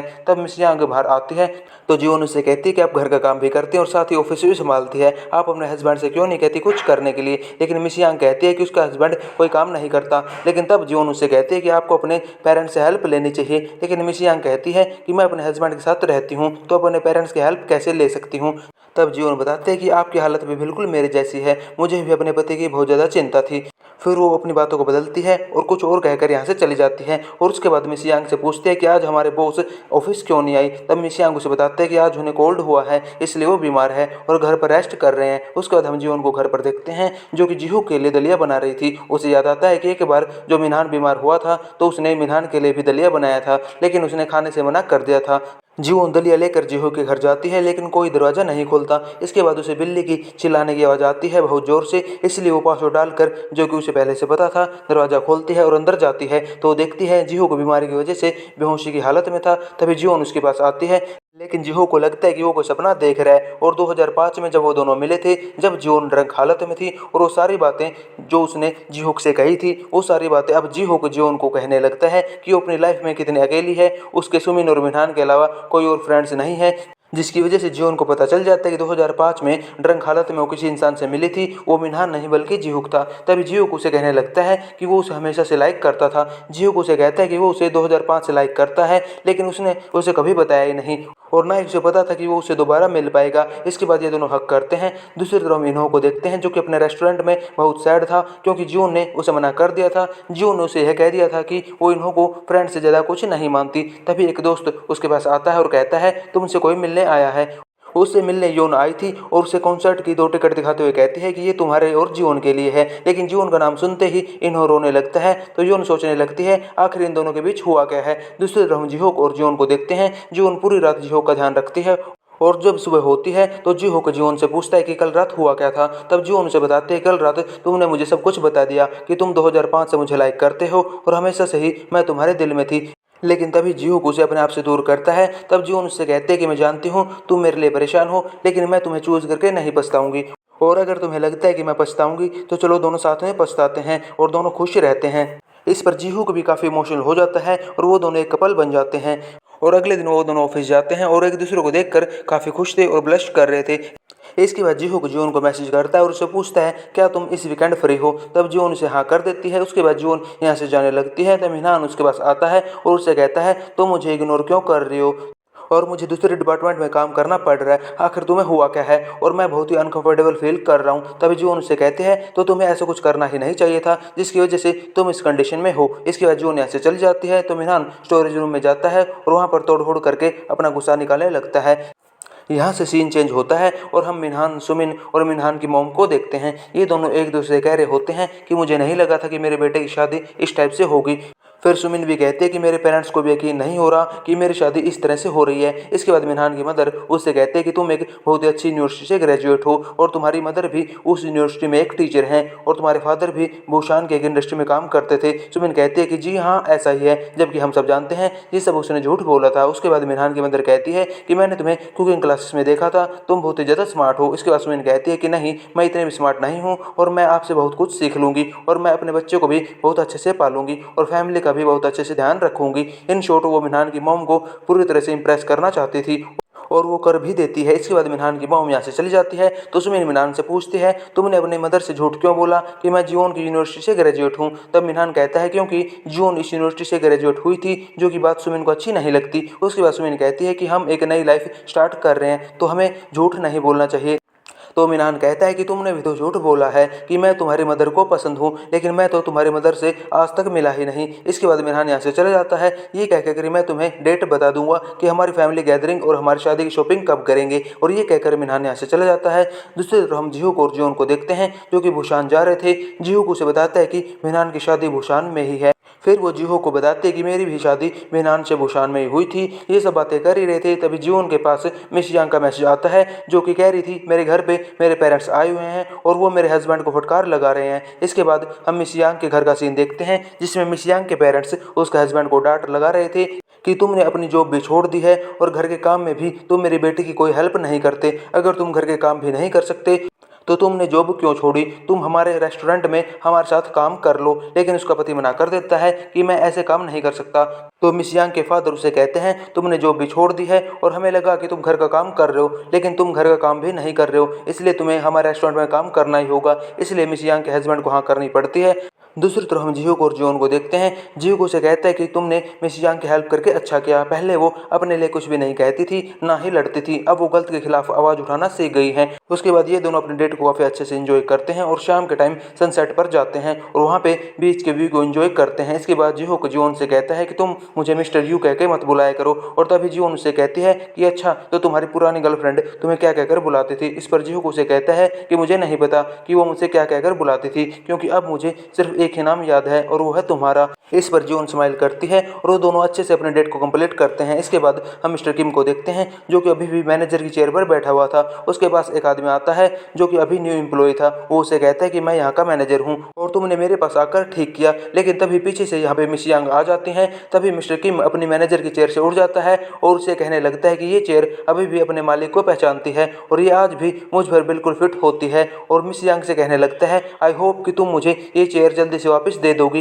लेकिन तभी जियोन उसे इशारा करती है और कहती है, तुम्हें मिस्टर किम की बातों का जवाब देना है। तभी मिस यांग उन्हें रोकती है और कहती है कि आपको मुझसे रिस्पेक्ट से बात करनी चाहिए। अब आप यहाँ के मैनेजर नहीं हैं, मैं यहाँ की मैनेजर हूँ और आप अपना काम भी ढंग से नहीं करते। आपने अभी तक मुझे एक भी प्रपोजल लाकर नहीं दिया है। आप मुझे अभी भी पहले की तरह ट्रीट कर रहे हैं, जबकि अब मैं आपकी बॉस हूँ, तो आपको भी हार्ड वर्क करना शुरू कर देना चाहिए, तभी मैं आपकी रिस्पेक्ट करूँगी और आपको भी दूसरों को रिस्पेक्ट देनी चाहिए। ये सुनकर तो मिस्टर किम को बहुत ज़्यादा गुस्सा आता है, साथ ही वो बहुत ज़्यादा एम्ब्रेस भी होते हैं और सभी लोग उन पर हंसने लगते हैं। और इसके बाद मिस्टर किम टेरेस पर जाते हैं। तभी वहाँ मिनहान आता है, तो मिस्टर किम उससे पूछने लगते हैं कि एक आदमी ही दूसरे आदमी को समझ सकता है। इन औरतों को बिल्कुल भी नहीं पता कि एक आदमी से कैसे बात की जाती है। उसके बाद वो मिनहान से कहने लगते हैं, चलो आज रात को हम हैंग आउट करने के लिए कहीं बाहर चलते हैं। लेकिन मिनहान मना कर देता है कि तभी बातों ही बातों में मिस्टर किम उससे पूछ लेते हैं, क्या तुम सुमिन को डेट कर रहे हो। लेकिन मिनहान झूठ बोलता है कि ऐसा कुछ नहीं है। इसके बाद मिस्टर किम को चैन की सांस आती है। दूसरी तरफ हम मिस यांग की पार्टी को देखते हैं, जो कि उन्हीं की मम्मी पापा के रेस्टोरेंट में थी।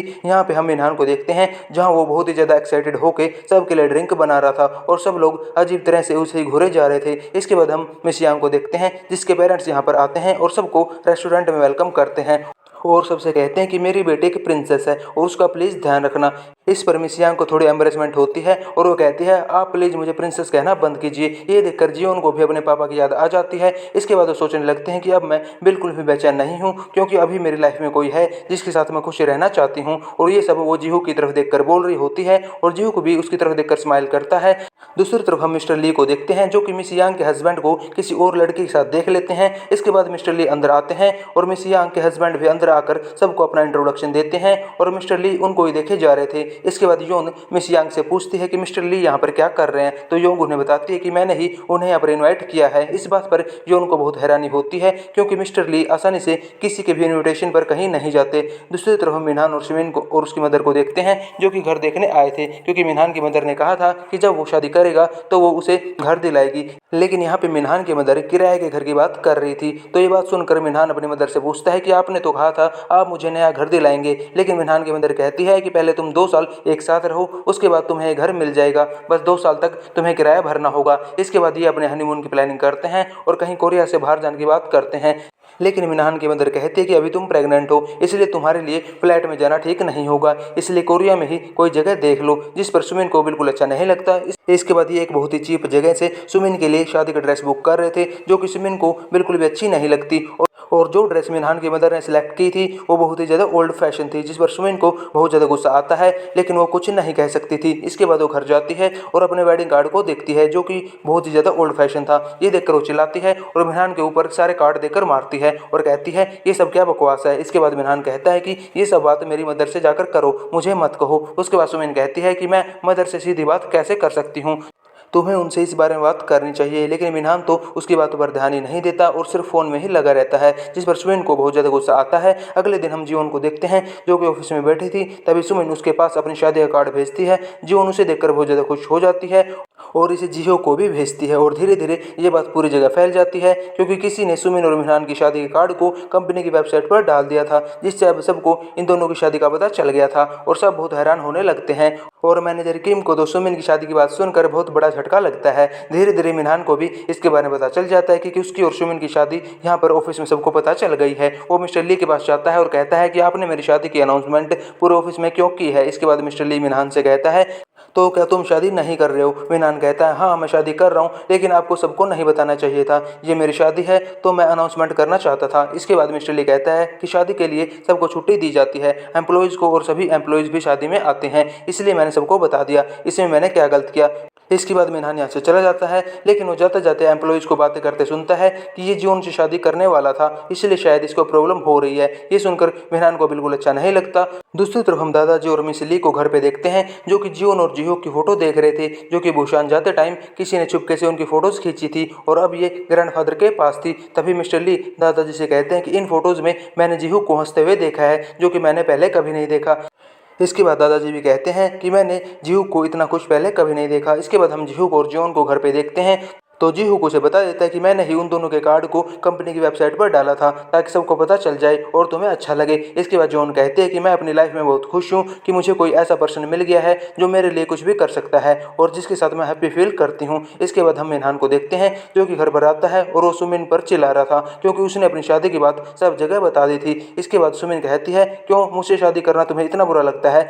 इसके बाद वो पागलों की तरह हरकतें करने लगता है और सब पर चिल्लाने लगता है, जिस पर मिनहान की माँ उसे मारने लगती है और कहती है तुम्हें सुमिन पर चिल्लाने की जरूरत नहीं है। और वो सुमिन को अंदर लेकर चली जाती है और वो सुमिन की बहुत ज़्यादा केयर कर रही होती है क्योंकि उसे सुमिन के बच्चे की यानी अपने ग्रैंडसन की बहुत ज़्यादा फिक्र हो रही थी और वो सुमिन का इसलिए बहुत ज़्यादा ख्याल भी रख रही थी। इसके बाद हम जिहूक और जियोन को देखते हैं, तभी जिहूक जियोन को वो नेकलेस गिफ्ट करता है जो ना जाने उसने कब से खरीद कर रखा था, लेकिन अभी तक जियोन को नहीं दिया था। वो उसे कहता है कि तुम सुमिन की शादी में ये पहनकर जाओ। तभी जिहूक उसे अपने हाथों से वो नेकलेस पहनाता है और वो दोनों सुमिन की शादी में जाने के लिए तैयार हो जाते हैं। दूसरी तरफ हम सुमिन को देखते हैं, जो कि दुल्हन के ड्रेस में बिल्कुल तैयार हुई बैठी थी और मिरर में खुद को देखते हुए कह रही थी कि कोई फर्क नहीं पड़ता, अगर ड्रेस मेरी पसंद की नहीं है मैं फिर भी बहुत सुंदर दिखती हूँ। इसके बाद मिनहान की मदर यहाँ पर आती है और सुमिन से पूछती है कि तुम्हारी माँ कहाँ है। इसके बाद एक लेडी वहाँ पर आती है और कहती है मैं सुमिन की मदर हूँ। इसके बाद मिनहान की मदर उनसे पूछती हैं कि आप इतनी लेट क्यों हो गई, तो वो कहती हैं कि ट्रैफिक बहुत ज़्यादा था। लेकिन बाद में हमें पता चलता है कि सुमिन की मदर नहीं है।